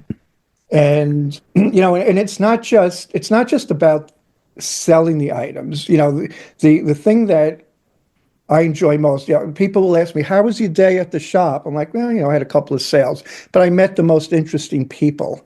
There are people who come in and want to talk about the history and talk about their experiences. Their great grandparents owned a boarding house in Leeds, and they want to know if I have anything on that, or So it's been a great experience, not just having a business and making sales, but also having the opportunity to meet people that I would not have otherwise met. Great experience. So I got a little quick question. With your time spent so long in the Catskills, did you see what are the differences between, back in the 90s, the 80s, 90s, and then now? I know we've seen a huge influx in the Catskills and stuff like that. But Tad and I have been talking for the past, this winter has been a phenomenal winter for us in the Catskills. We've gotten snow. We've actually gotten to enjoy the snow for the past, first time in the past 10 years. Yeah. The differences would you say it's crazy that it's been, or? Well, COVID changed a lot, didn't it? Of course. So, I remember going to Catskill Falls the first time. I don't remember when it was, probably maybe in the 70s, maybe 80s. I don't remember. And I This is remember the stuff I love to hear, Tom, by the way. This is the stuff in the 1970s. But Did you get there by horse and wagon? Is that how you got there? Do you know Thomas Locker? I do not. Was a children's book illustrator, and he kind of copied the Hudson River School style, and he did a book on Rip Van Winkle. And I met him a while back at Olana. I was at Olana. If you know what Olana is, it's Frederick Sure Church do. across the river. And he was there signing his Rip Van Winkle book. And I picked up the book, going through the pages, and I'm looking. I'm like, wow, he kind of copies the style of Cole. And so we started chatting. And one of the images he had was Catskill Falls. And I was never at Catskill Falls. I knew of it and was never there. And I said, "How do you get there?" And he drew a map for me in the back of the book that I had bought. And I remember going there with a friend of mine, and I'm sitting there looking at the falls. It's probably a weekday, I don't remember. And just thinking, why is no one here? Times have changed. I said, this place is amazing. Why is no one here? Now I won't go. I'll go on, a Wednesday morning at 6:00 in the morning if I want to go to Catskill Falls. So that's kind of a long answer to your question, but there were less people around. Okay, there were less people around, and going back to the 70s and the 80s and early, even the 90s, where my son was born in 89. There were places to go. There was the Catskill Game Farm. There was Carson City. There was still amusements. There were still places to take your kid. Where now there kind of isn't. There aren't any like kiddie places left anymore. So it's changed dramatically, with the type of tourism that's happening now. And I see it too. People come in my shop, 30-something-year-olds come in my shop, they have kids. They don't know what to do. What do you do with the kid? Well, you take them hiking, and, most restaurants are more geared towards adults. And there was more of a family type atmosphere up here back then than there is now. Yeah. There's no question. I mean, it was based more on tourism, coming to the towns and stuff like that back in those days. And now it's based on hiking and, sports, I would say, Hunter Mountain, Bel Air, stuff like that. Yeah. And we're kind of seeing a rebound, I would say, with the tourism into there. It's not like you said, it's not like, the kids and stuff like that, but it's kind of a rebound. We're getting back into it, hopefully. Right. No, I could tell you here in Catskill, we are just based on my shop, so when I opened my shop was created, the Catskill Collectibles was created as a means to sell and promote vintage Catskill memorabilia.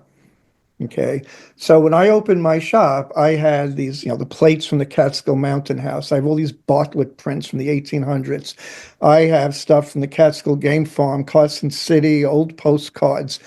And what I realized within a matter of months after opening my shop, there was a need for something else. And there was a need for new souvenirs. People wanted to come in and buy a souvenir of their visit to Catskill.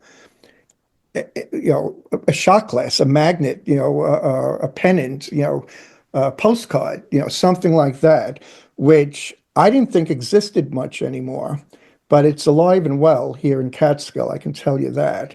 Good. So I can see, right, that whole, the whole tourism is starting to turn around, and it's obvious in what I sell in the shop.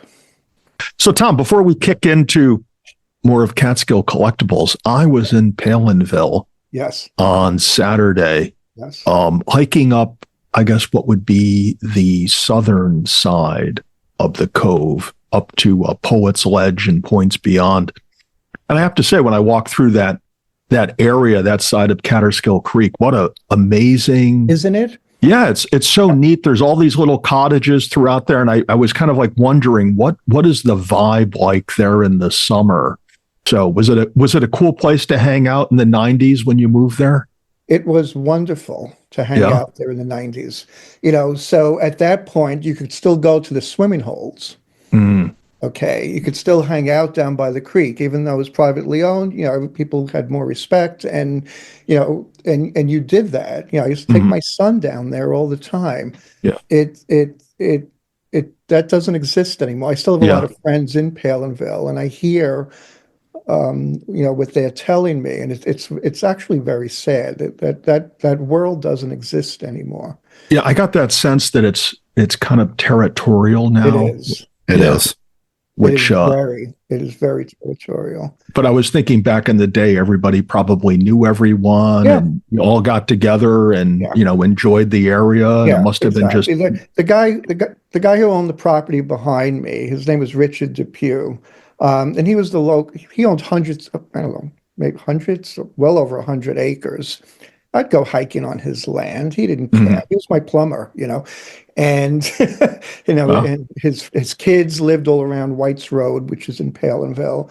We all knew each other. We all respected each other, and it was a totally different vibe than it is now. I have people come in my shop asking me where there are swimming holes that they can go swimming to, and I'm like, sorry, I don't know. I hate to say it. I used to know like 20 of them, and now it's like, yeah. And then I think one of the problems that at least I have today is when you turn somebody on to a cool spot, Yeah. a couple Instagram posts later, it's, overly popular and it's on the road to being ruined. So you got to be very cautious with publicizing that intel, particularly just indiscriminately putting it out there. Yes. On Someone had posted, I forget where, somewhere on Facebook. I follow a lot of Catskill Facebook pages, and someone posted one of my favorite places at Winter Clove, which is a beautiful waterfall right near the hotel with a covered bridge. It's called Artists Falls. And someone posted a picture. 50 people responded, "Where is this?" And I'm like, "Don't tell them." Right. Yeah. Right. Yeah. I go there on weekends with my dog. On Sundays, I typically go to Winter Clove. I have someone working the shop for me on Sundays, and I go walking on the trails. Since I was 6 years old, I still go there, and I'm still walking those trails, Yeah.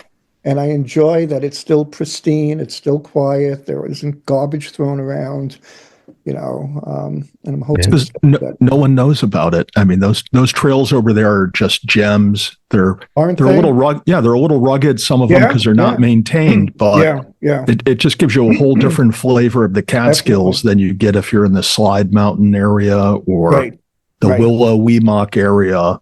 That whole escarpment area is so diverse from the base elevation to the top of the rim. Oh yeah, right. Very cool. And in Palinville, you may know this, there's a trail called Harding Road. Yes. And that's the road that was built by George Harding to go up to the Hotel Catskill. And that's become very, very popular now. I drive through Palinville on the weekend, just cars all over the place, Yeah, there's cars and garbage bags of beer cans everywhere. Last time I parked in that parking lot, I probably hauled out $4 or $5 worth of returnables. Yeah, wow. It was just, and I didn't have to walk very far to collect them. They were just all scattered around the parking lot. Yeah, right? So that's sad. Yeah.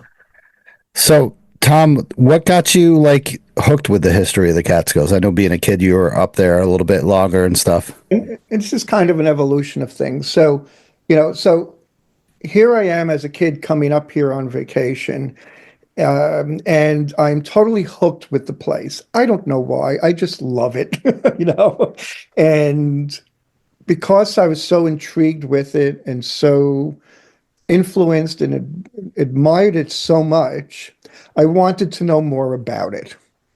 It's almost practically that simple. So I'm like, okay, I have a sense of place here. There's something that's pulling me here. Let me learn about it. Let me see what this place is all about. So I went in. I was one of those nerdy kids that just read books all the time. So I started collecting books. I was learning about the Ice Age and how the mountains were formed, and and finding fossils in the creeks up the mountain. Like, how is there a shell up here? And all that stuff. And I started doing research, which slowly moved into history. But I will say there was one thing that happened. I don't believe it was by chance. And I was in my high school library, and I was always into history. And even though I became a finance guy, I was always into history. And I was looking at the history section in the library, and there in front of me was the Roland Van Zandt book, The Catskill Mountain House. Good stuff. I'd never heard of that book. But I will say, when I was probably a preteen at Winter Clove, I remember an older man, he's probably 30. I remember an older man telling me that, and he's pointing up to North Mountain, and he said, there used to be a hotel up there. It wasn't North Mountain, but he was pointing in that direction, towards North Mountain. And I'm like, really? I'm like, how did they get up there? Oh, it's horse and carriage and this and that. And he really couldn't tell me much more than that there was a hotel up there. And I remembered that. And I see this book on the shelf, and I pull it off the shelf, open it up, and I'm like, I wonder if this is it. Okay, so took the book out of the library, probably read it in 3 days. Immediately bought it. I found, I don't know, the internet wasn't around back then. I figured who was publishing it back then. And you can't see behind me, but I probably have 4 copies of it behind me. One of them signed by Van Zandt, Oh, and read the book I no less than 20 times hmm.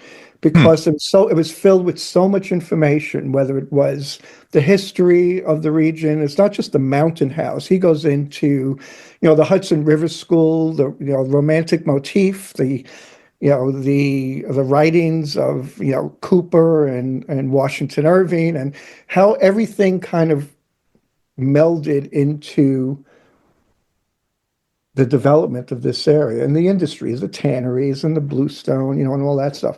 So I have to say that, I was searching for knowledge because I liked the area so much, but the Van Zandt book just threw me over the edge. Oh And yeah. that's where I was like, okay, I want to know more about Thomas Cole. I want to know more about the Hudson River School. I want to know more about everything I've read in this book. So, and it just opened up from there. Yeah, I gotta admit that book is a great source of information. Like you It said, is. he doesn't just talk about the house. He goes in from New York Uh, City and then yeah. develops it into the I, Catskills, even deeper into the Catskills. And I thought mhm. that I forgot I have the book out there, and I bought it used from someone, and the cover was peeling off. I got to see what number of it is, but Yeah. I've read it twice, so not as much as you. So, but Yeah, it's just I become obsessed with these things sometimes because I want to know more. I want to read about it and I want to retain the knowledge. And then there's Alf Evers too. His book, The Catskills from Wilderness to Woodstock, which when people come in, I sell that book in my shop. And when people come in, I kind of say, well, this is kind of the Bible yep. of the region. It's not as well written. It's written more like how I would write a book. It's very factual and, you know, but it's still filled with vital information if you want to know the history of the area. Well, I'm going to throw those on my must read list, and Absolutely. while we're talking about Come to the shop. goods and I have some of those books at the shop. yeah, well, why don't you tell us about the shop, Yeah. what you sell there, where you get your merchandise or the goods Yeah. that you sell. Give the place a plug and Yeah, some sure. reasons Thank to you. swing by and spend Yeah, some yeah. money. So, so like I said, originally the shop was developed based on historic items, memorabilia, souvenirs from hotels, railroads, local businesses, ephemera, stuff like that.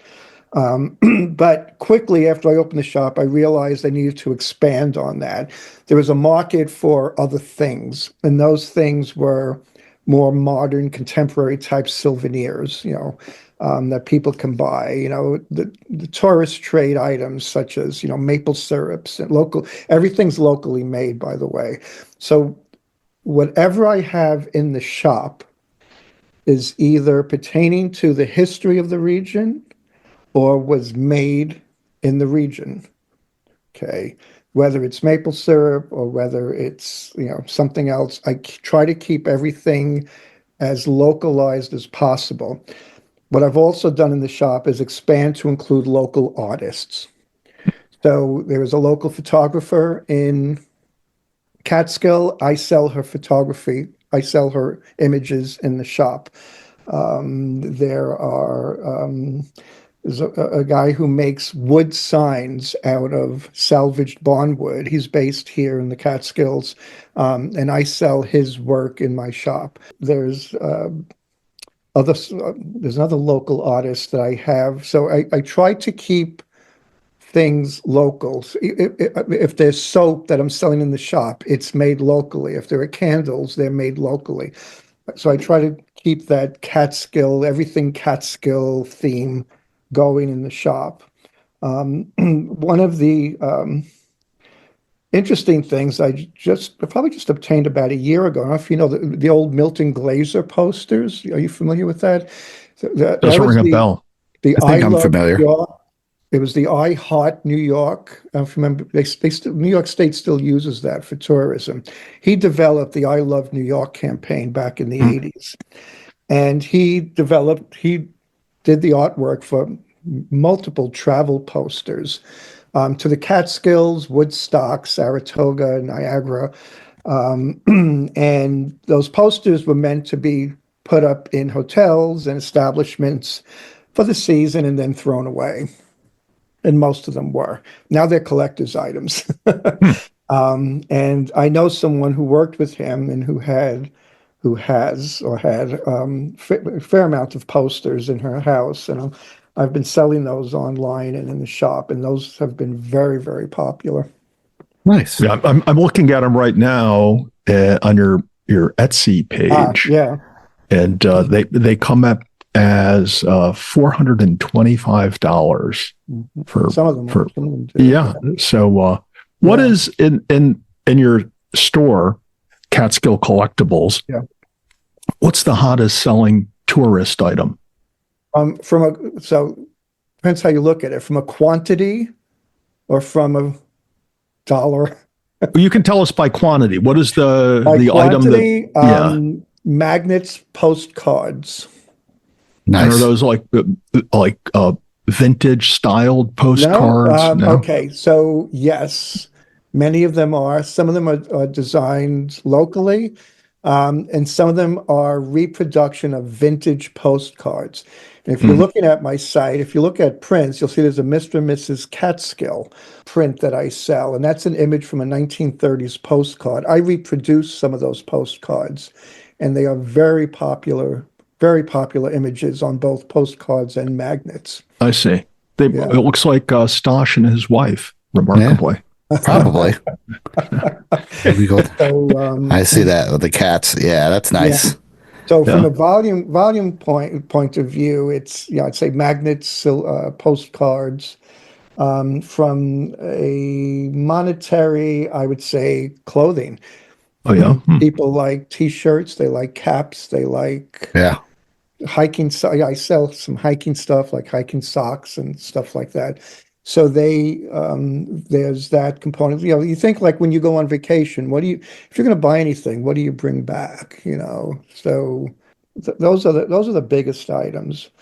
What is the rarest or most unusual item that you've ever had in the store to sell? Well, a few things come to mind, but I will tell you one, and I'm actually sorry I sold it. It was I think it was made of tin. It was a tin teapot from the Catskill Mountain House, and it was engraved on the side. And it was found. So in 1963, was it, when they burned the Mountain House, after they burnt the place down, they bulldozed everything over the edge. So the people that knew better went up there and started digging around over the edge and finding things. This was a tin teapot that was crushed. Okay, wow. For demolition and fire. Someone had the smarts to take that and mount it on a piece of wood, and it became a hanging piece of wall art. Okay, I forget how I got my hands on that, but I did. I actually had it hanging here in my living room, and then I'm like, you know what? I'm going to try to sell it. I sold it in like 2 days. True collector, that's so unique. You're not going to find another one. Yeah. And the story behind it, and the fact that it was crushed, and it just fits with the whole story of the demise of the Catskill Mountain House. From its glory days to its demise. Yeah, sad demise. So I guess, we talk about you love the Mountain House. You read about it so much. That's your big part of Catskill history. So, I mean, you've read so much, you have so much about it. Why don't we break into about the Mountain House? I mean, is that one of the most, I would have to say that is the most fascinating time in Catskill Mountains history, Catskill Mountains. I mean, the Borscht Belt is great to talk about, great to learn about. But the Catskill Mountain House in its glory days just blows everything away. Like we can picture like a lot of people know that it was there, but they can't like see, that they had to travel from New York City up to there. Yeah. So when was it? Do you remember when was it built? Like Oh, why sure. was it built? Stuff like that. Like the history. Yeah. So, it was built in 1820. It was built in 1823. It opened for the 1824 summer season. So last year was its 200th anniversary of it opening. Wow. There were a lot of historical talks. There was some up here in Catskill about the hotel. Why was it built? It was built because there were a lot of things happening in the 1820s.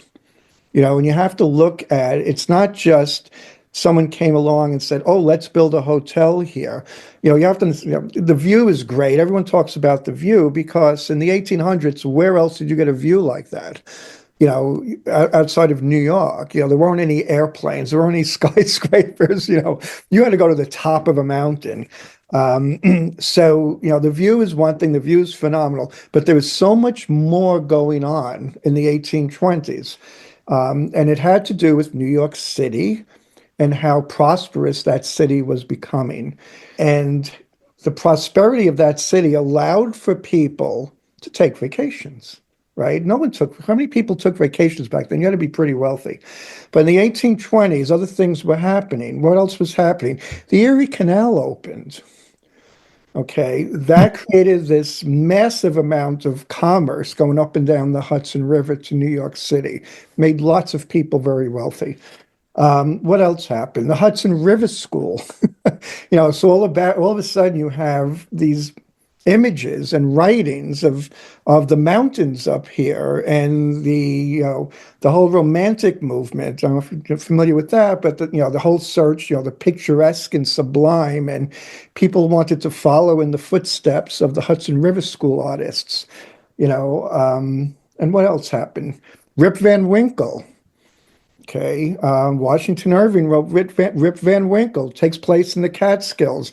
Everything up here became Rip Van Winkle, Rip Van Winkle Rock, Rip Van Winkle Hotel, Even when I was a kid, everything was Rip Van Winkle, and it still is to some extent.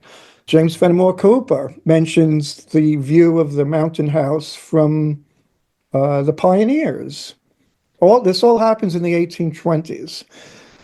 So there is this outpouring of literature, art, to those who have access to it, and to those who have the means to go away and take a vacation, which you got to be pretty wealthy back then to do it. And you also had to understand what this New York City was like in the summers in the 1820s. Oh God. When you had, cesspits, and you had malaria, and you had, streets full of horse manure, and, Freaking humidity is sky high because right? there's just no trees and everything. Everything's just bluestone stuff. Yeah. So, back then doctors were prescribing to go away to the country if you had any ailments. Was there any place in the U.S. like New York City at the time? There wasn't, was there? Like Boston, maybe? Oh, Boston, Philadelphia, maybe close to it, but not quite. It was the Erie Canal. The Erie Canal is the primary piece of history for New York State and for New York City. When you look at what it did, it opened up the West for commerce into coming down the Hudson River into New York City. And all of these things were happening at the same time. So the Catskill Mountain House was great, great location, beautiful building, but if all this other stuff wasn't happening, we might not be sitting here talking about it. There's a lot of other things that were happening at the time that really promoted this region, the Catskill region. In the 1820s is before the railroads came to prominence. Yes. And so waterways were of particular importance back then. Yeah. Hudson was a great way to travel. Plus the Clinton's Ditch, right? The Erie Canal. The Erie Canal, Where if somebody was living in Boston, Philadelphia, or some other East Coast town, where would they go to vacation back then? What was the equivalent to the Catskills? I don't know. Yeah, it was really the first and foremost wilderness area for vacations. Well, it is, and it was, and think, so even the Catskill Mountain House, when the Catskill Mountain House first opened, they had the building, the property was about 300 acres. By the 1880s, it was 3,500 acres. So what Charles Beach did, he created a park, but it wasn't like very unlike Central Park. He was preserving the wilderness. People were coming up to see it. The whole concept of, with the Romantic movement and the Hudson River School was America's forests are pristine. They're not touched.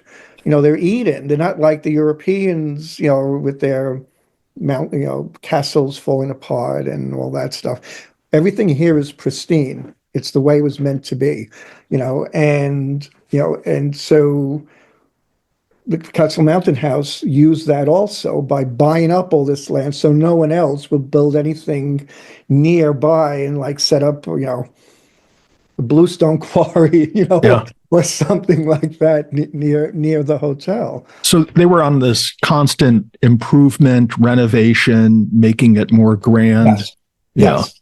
And so what type of attractions did they have for their visitors over the course of time? Can you give us a sense of what people would do other than sleep and eat up here? They had a lot, so, in order to keep everyone busy, so to speak, they had quite a bit of things going on. So one of the most prominent, other than the view, but one of the most prominent things to attract, for tourists was the North-South Lake. Okay, so here you have these two pristine lakes behind the hotel. I think they were connected. Well, no, they're open now. They used to be separate lakes, and they had bathing, boating. They had a pavilion set up for entertainment. The younger people in the 1800s went to the pavilion and drank, and it was more like a casino type place with music. But inside the inside the mountain house itself, they had a formal ballroom. They had a full-time orchestra there. They had billiards, they had bowling, they had tennis courts, they had all kinds of dances scheduled. And one of the big events, and Roland Van Zandt talks about this, is in the morning getting up and going on the piazza and looking at the sunrise coming up over the Berkshires. Yeah. And that was something that was very popular to do if you were staying at the house. In the early 1900s, they even installed a searchlight, believe it or not. This would never fly now. They installed this massive searchlight. So I actually have a postcard of it. And in the evening, they would shine this light down into the valley, down into Palinville and the Hudson River, and light up the boats that are on the Hudson. And, people would be sitting there watching them light up the valley below. Jesus, I think it's like aliens or something. Now. Yeah. Those were drones this day. But was that illuminated with electricity or oil, gas, something else? I think by then they had electric. Okay. They were pretty progressive, with the telegraph and electricity. They did things pretty quickly as technology developed. Yeah. I actually read a recent article. I read it recently. I don't know how old the article was, but it talked about the fellow found the concrete foundation where that floodlight or spotlight was mounted. Seen it. Yeah. Yes. Really? So you can still look around the old mountain house for that relic. Yes, and you can tell where it was looking at this postcard image. It was near this main staircase. And if you go to the ledges, it's actually not a foundation. They cut out the rock. So they put an indent into the rock to place the mechanism. And they actually ran a little channel out of that indentation, I guess, if it rains, to get the water out of it, so it drains away. And you can see it. It's still pretty clear. Huh. It's a big square cut into the rock ledge. Interesting. Wow. Yeah. Yeah. That's just, I mean, nature was their big Yes. attraction. Like, of course, a lot of their cards and a lot of their, I wouldn't say advertisements, but advertisements was the view and then what's going on, North Point and Artist Rock and stuff like that. Right. And they had lots of maintained trails and carriage roads throughout the property too. People go back between the Hotel Catskill and Catskill Mountain House and off to the Laurel House and see Catskill Falls. And, so there were very well maintained roads and trails throughout the area for people to walk. Just imagine when you're hiking nowadays and seeing people in dresses and formal clothes hiking up to some of these places. Yeah. I've seen it before to Catskill Falls, but now and Giant Ledge with people getting married, but like, man, I just like that blows my mind, and Yeah. I mean that was his big thing. I gotta admit, like, just the area is like when you come, like, you're going from New York City, and the one thing that I find fantastic about this whole story is how many days it took to get to the Catskill Mountain House. We can get there, and from New York City, maybe 3 hours. Yep. Then it took, what, like 5 days, right? Well, in the early days, it took a few days, and before the steamboat, to get up to the Catskills, before the steamboat, they used to use sloops, which were old Dutch boats. They had sails. Oh, yes. Yep. And the Hudson's tidal, so if you don't have the wind to push you up the Hudson when the tide's going down, you have to dock and you have to wait for the tide to change. So there were those elements too before the steamship. The Hudson River is an estuary. It's not a river. So it's tidal. And yeah, that blows my mind of just how long it took days to get to Albany back then. Yeah. Yeah, and then they would have to dock at Catskill, and then they would have to go horse and buggy all the way up to the Mountain House. Yeah, and that was another 4 hours. Yeah. Yeah. And then eventually, of course, Beach built the Otis Railroad, which got up there. And then I'm pretty sure like the Delaware and Hudson was connected to Tannersville, and they had their own personal railroad that came up to the backside of the Mountain House, correct? Yeah. So there's a few things. So the Hudson River Railroad, which is what is now Amtrak on the east side of the Hudson River, that was opened in the 1850s. Oh, wow. That was the earliest. So what happened there was if you go to Catskill Point and you look across the Hudson River, if you were to do that in the 1850s, you would see a train station. There was a train station directly across from Catskill Point. It was called Oak Hill. There is no Oak Hill town. There's nothing. The station was just called Oak Hill. And you got off the train at Oak Hill and you took a Charles Beach ferry over to Catskill Point. Okay, to get on a Charles Beach carriage to go up to the Mountain House. Okay, so then after that, the Ulster Delaware Railroad came up from Kingston into Phoenicia, and then through Stony Clove, and that didn't happen until 1880. It took a while, and so then the Stony Clove branch went to North South Lake. And what's his name? George Harding of the Hotel Catskill was prominent in making that happen to get people to his hotel, which is what made Charles Beach open the Catskill Mountain Railroad, which didn't open until 1882. Wow. Okay. It was all rather late. The railroads developed kind of late here, but it was all for tourism. Think about it. The Catskill Mountain House was only open for 4 months out of the year. So all of this that's something I didn't know. Oh yeah. They closed the end of September. So these other hotels too. It was all seasonal. So they built these big infrastructures, railroads, just to basically move people. They did move some. The Catskill Mountain Railway did move, I think, shale on the extension that they built to Cairo. So there was some commercial work on these, done on these railroads, but most of it was tourism. Wow. And it was only for 4 months. So they had to make money in 4 months. Yeah. So Tom, this makes me want to ask in terms of percentage of somebody's income or in Yeah. today's dollar, how much would the typical stay at the Catskill Mountain House cost? So I actually looked into that, and it doesn't sound like a lot, but people didn't, well, comparatively speaking, people earned less. So in 1880, they were asked, the fee, it cost $4.50 a day per person. Okay. And I did an equivalent on that. It was about $150 today. Wow. It's not bad at all. Yeah. Also, I'm going to spend a few nights. Yeah.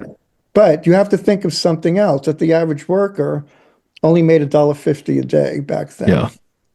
Yeah. So this wasn't for your average person. It was not. Yeah. Definitely not. The Laurel House above Catskill Falls charged half that rate. Mm. So they were geared more towards the middle class, upper end of the middle class. And then, the hundreds of boarding houses that opened around the region, like Winter Clove, they were very affordable to the average. But think of what it would cost you to get here. Yeah. It's not just the daily rate. So for a family of four to get wherever they're living in New York City, to get to the train, to get to a ferry, to get to the transfer to the next train or whatever, nothing was direct. You had to transfer multiple times on your trip up here. It was very costly, And then, like you said, factor in everything else. It's just like the cost of traveling up there by steamboat and then by horse and buggy and stuff. And it just, now when you talk about like cost, Ted asked about like cost, how many rooms were there in the mountain house? How many, like, what is the physical features of the house? Yeah. So when the house opened, when was it, in 1824, it only had 10 rooms. Wow. What? Yeah, No way. That's crazy. Wow. No, it was pretty small. The picture is that like the pictures that you see is only those 10 rooms in the front, like when they first advertised it? I've got a tent that holds 10 people.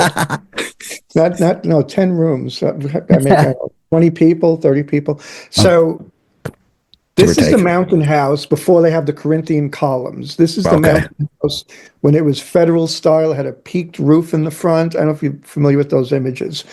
This is when it was first built.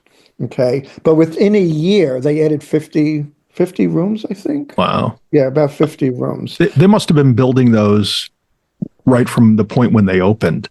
Yeah, right? Yeah.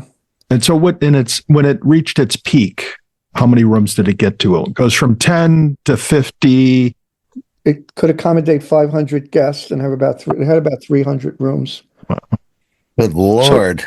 Now, just to give you an idea, that's a third of the size of the Hotel Catskill. Wow. The Hotel Catskill. We're going to get into the relationship between the two. It's an interesting relationship. Yeah, I'm sure you know all about it. But if this was a seasonal business, what do they do for staff? I mean, you only have your staff there for 4 months. Okay, so this goes on to what else happened here from an economic standpoint.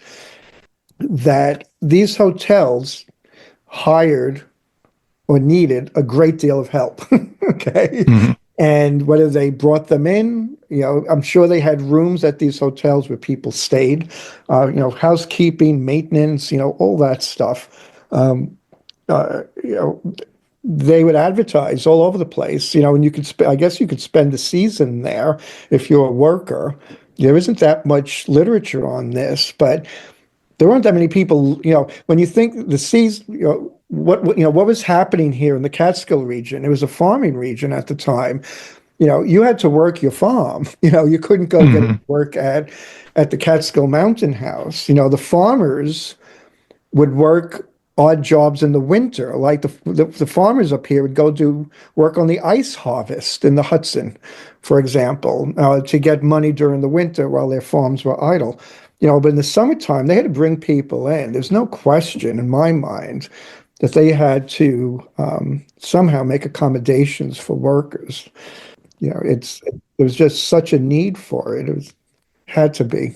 Now, all like with all the people coming in and stuff like that, were there, of course, I mean, this was built for the more wealthier class, like Right. famous people came here all the time, correct? Yes. Yes. Presidents came to both hotels, Hotel Catskill too. Different military leaders from the Civil War.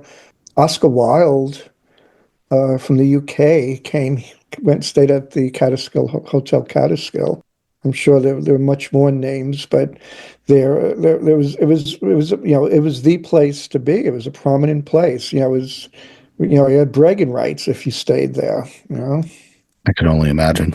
I could Yeah. seriously, I mean, go in there and just seeing what like it used to be. If you know what used to be there, Mhm. you're just amazed by that people would be able to stand and wake up Yeah. on the second floor and watch a sunrise from there, and Right. just look at Right. people and drink something and be like, I'm here, you're down there, and the one thing I think about a lot is, of course, going from New York City to up here is like what people said in the Borscht Belt, like there was no air conditioning down there.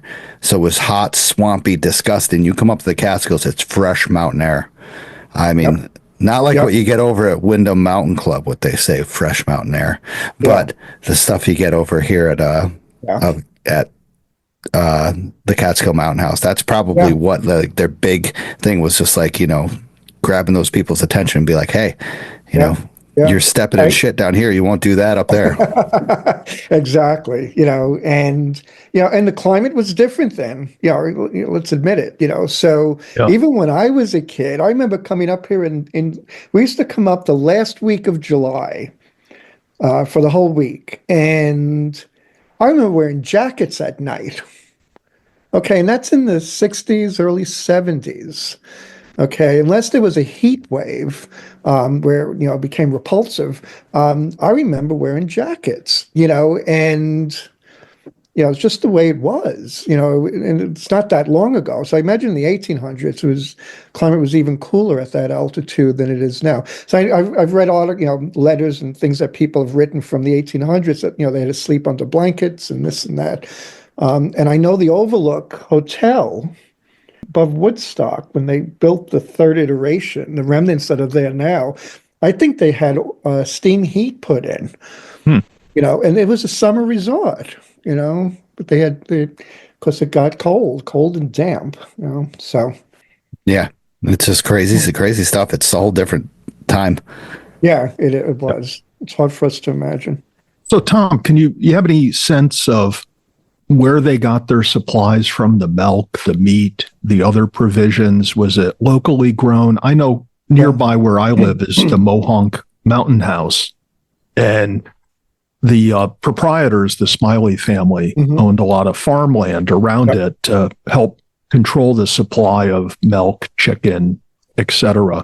What do they do at the Mountain House? I'm not aware that he owned any farmland. There isn't anything I've ever read over the years that gave any indication that he was in that industry. He was in a lot of different industries, but not that.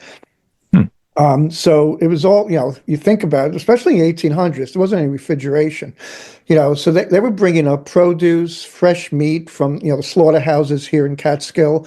This stuff came up every day,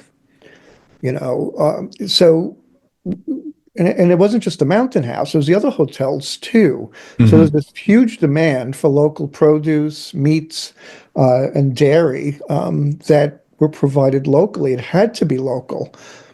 And then there's no refrigerator, like you said, there's no refrigeration, so it had to be daily. So like they had to supply that daily amount, and then like the rest, God, it was history. They had to ship off. Like, I I think it's in Van Zant's book that every morning a stagecoach came up from Catskill delivering meat from the slaughterhouses every single morning. wow. Yeah. And now we have refrigeration places that will keep it refrigerated and frozen for weeks. Yeah. But eventually they had ice houses too, where they probably got ice from North South Lake, and it's as that kind of technology developed. I'm sure they had, and there were huge ice houses here in Catskill. So I'm sure in later years they were able to keep the food longer in an ice house somewhere. I'm sure there was an ice house somewhere on the property. So, Tom, speaking of food and in particular chickens, we're at that point of the interview that those who know a little bit about the history, I'm assuming that you can really do a deep dive into the story behind what brought the Hotel Catskill into existence. Why don't you tell us about that? This is the story, whether it's true or not, and I've mentioned this story to a few people who've come in the shop who, local historians and like, I wonder if it's true, and it could very well be true, but the story is that George Harding, who eventually built the Hotel Catskill, was visiting with his family at the Catskill Mountain House in 1880. And for whatever reason, his daughter was on a diet. She could not eat red meat. And what was on the menu that day was roast beef at the Mountain House.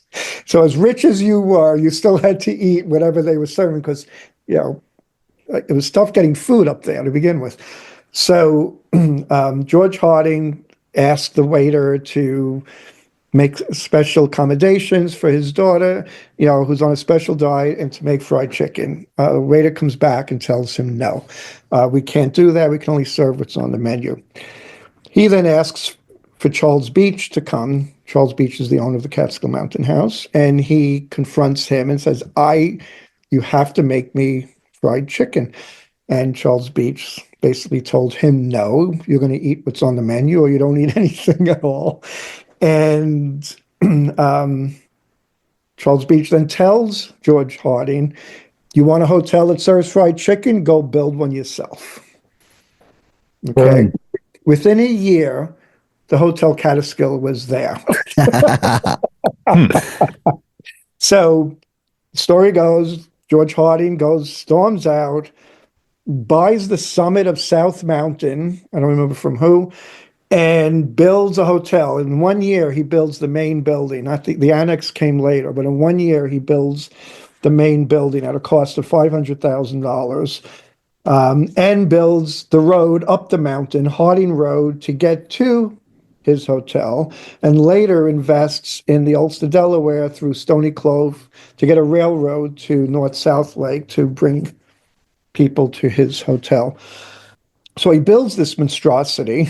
The cost of the entire hotel with the annex at the time was $1.5 million.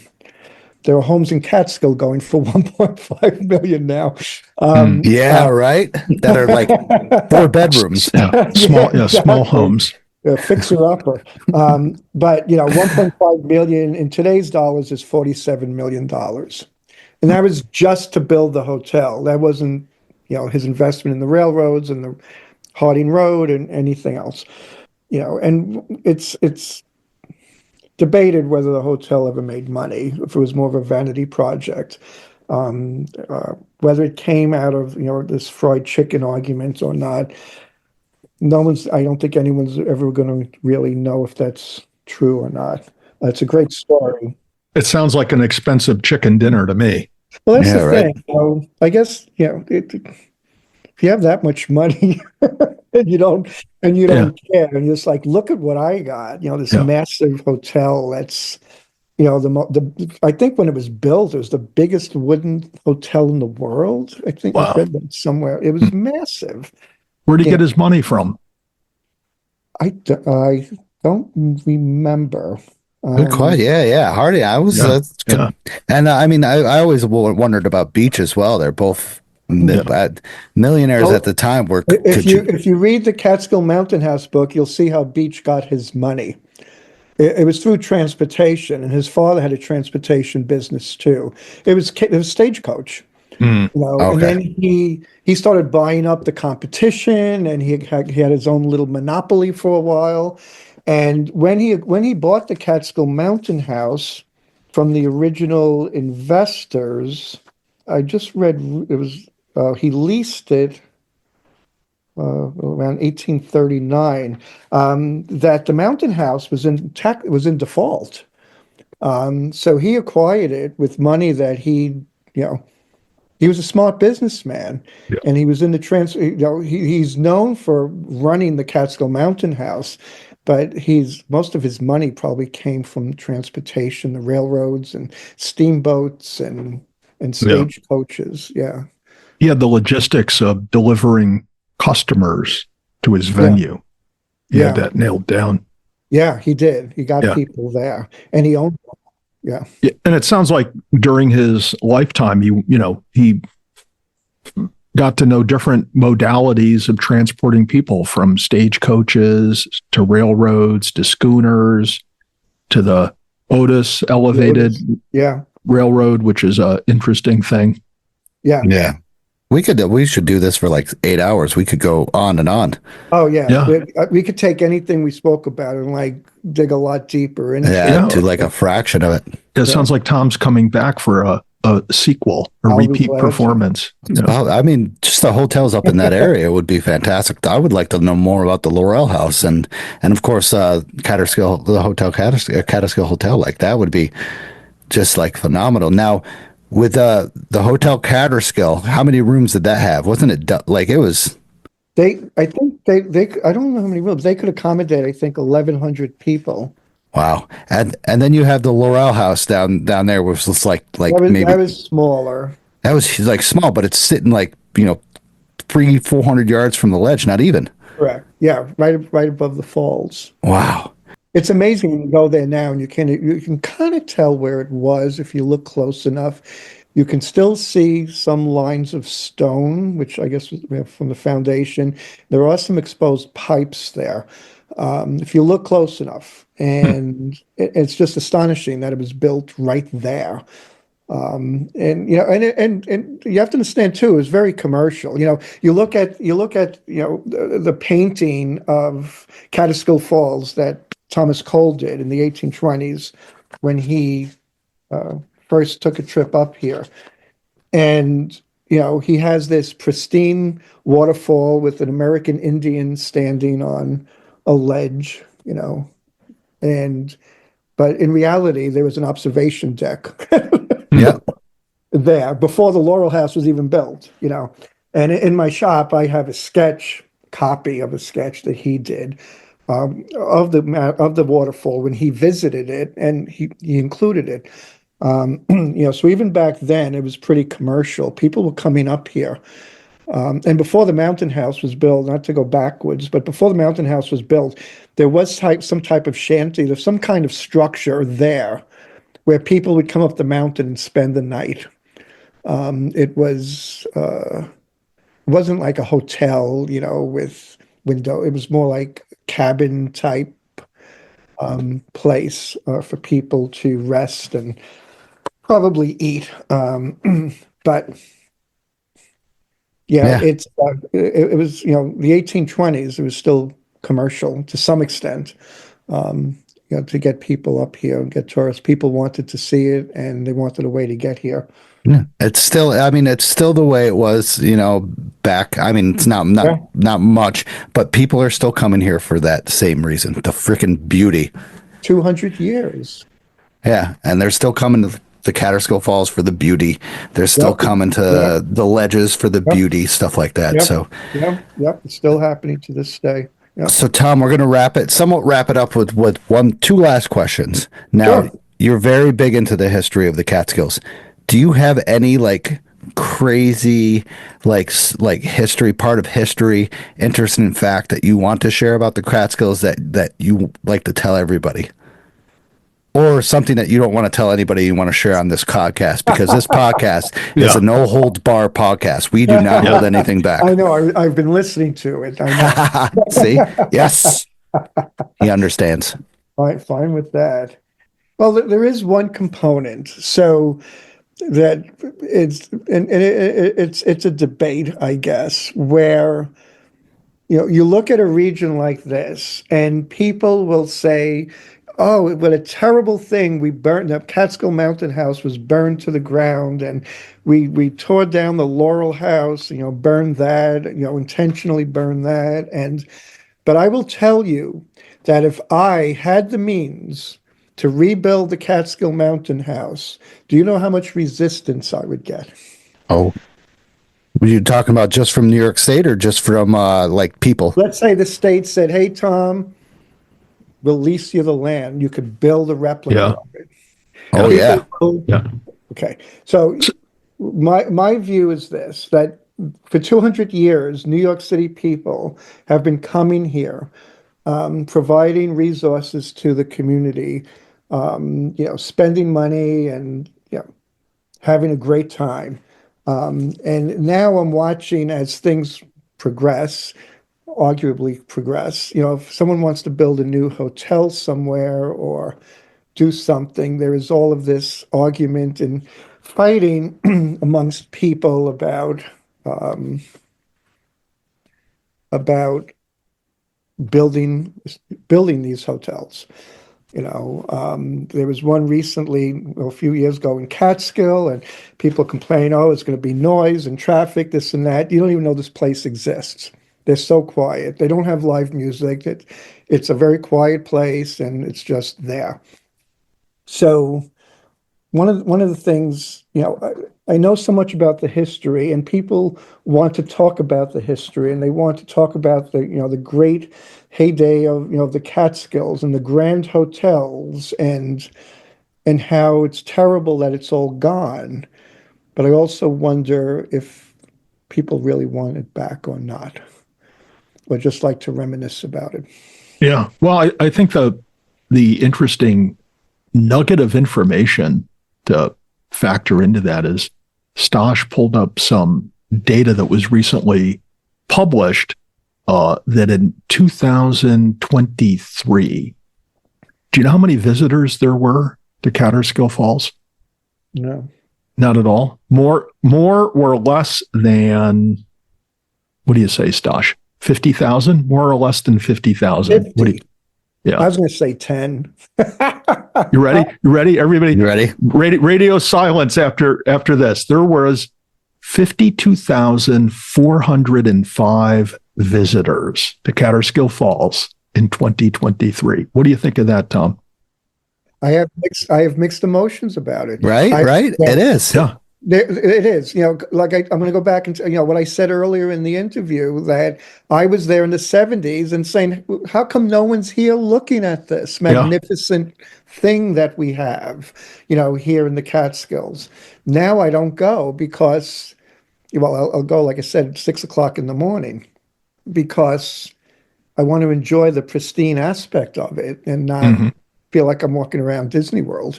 Yeah, precisely. So I have very mixed feelings about it, and what upsets me more than anything else is that people don't respect it. That's the biggest component for me, is like, if you're going to come here, respect it, or just don't come, go away. But that's just our culture right now. But think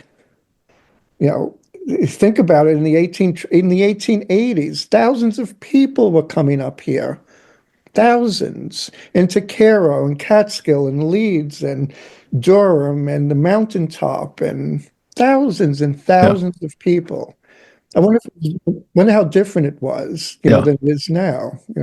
I'll bet you $10 that none of those people that came here in 1880 had a Poland Spring water bottle with them, right? Not a single one. Yeah, they drank right from the water, thinking it was pristine, and then the mountain house stuff is running through it. What I like even more is when people are walking along the trails with their dogs. Their dogs take a poop, they put it in a bag, and then leave the bag. Right. Like what the? We've had so many discussions about that. It's just, it up. But it's so that's the thing. We sit here and we reminisce about days when thousands of people were coming up here. I know it's different. The culture was different.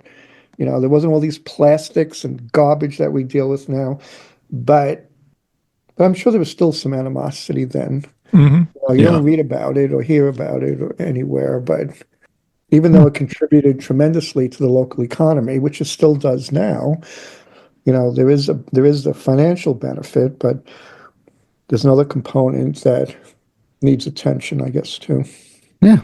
It's we love our area. We just want to protect it, and hopefully, the word will get out. The word has been getting out about leave no trace and stuff like that. Right. Education is key, and that's what we're here to do. People like Tad, you and me, to teach people about leave no trace. Teach people about to protect this area, to keep it the way it is. Right. So, but can you imagine the Hotel Catskill there now? Oh God, no, I can't. People walking around North South Lake and all. Can you imagine what it was like? It's probably worse than it is now. You think so? It may be. Yeah. Stosh was there last summer. A guy had a gas-powered generator. Is that what you saw, Stosh? Up on North South Lake? Yeah. Oh, yeah. Yeah. I videoed it. I was just like, you got to be kidding me. I guarantee the Rangers did not like that, but I mean, I don't think it's a rule, but still, it's just. Well, have some decency, have some respect for the other people there. Yeah. Part of the beauty is you're going into the wilderness, so don't bring your generator with you. Right. Yeah. So, last question, Tom. Yeah. We have a post-hike brews and bites. Where do you like to go after exploring the Catskills and stuff? And a big suggestion. I'm sorry, where do I like to go when? Well, out to eat, have a drink, stuff like that when you're exploring the Catskills, right afterwards. Your favorite restaurant or something. So when I used to go, I don't do as much hiking as I used to, but when I used to go up on the mountaintop, I used to like going to Tannersville and hitting Last Chance Cafe. That was a popular spot for me. But now that I'm in the village and live in the village, I tend to support village businesses.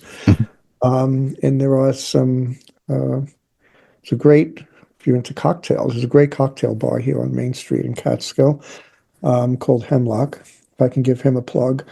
And great Italian restaurant here in Catskill called La Conquistadora, which I very much enjoy going, either hanging out at the bar with some of the locals or having a nice dinner.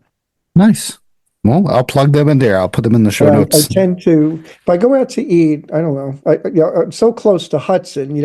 I'm 2 minutes to the bridge. I could be in Hudson in under 10 minutes. But I don't. If I'm going to spend money, I tend to keep it here, and if at all possible, within Catskill.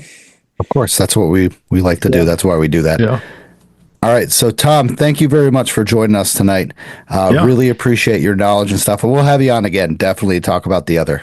I'd love to. Thank you. It was a lot of fun, Tom. And I look forward to stopping in your shop sometime this summer. Please do.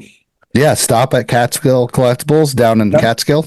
We'll have you plugged into the show notes and stuff. I just want to give a big shout out to the monthly supporters and monthly sponsors. Thank you guys very much for donating and supporting the show. Everybody who is still listening after 165 episodes.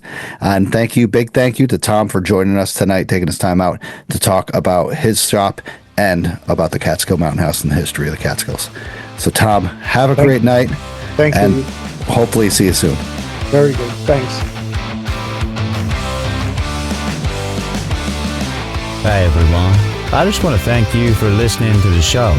If you enjoyed the show, subscribe and throw down a smooth review on Spotify, Apple Podcasts, or any podcast platform that you use. You can also check daily updates of the podcast, hikes, hiking news, and local news on Facebook, Instagram, Twitter, and the official website of the show.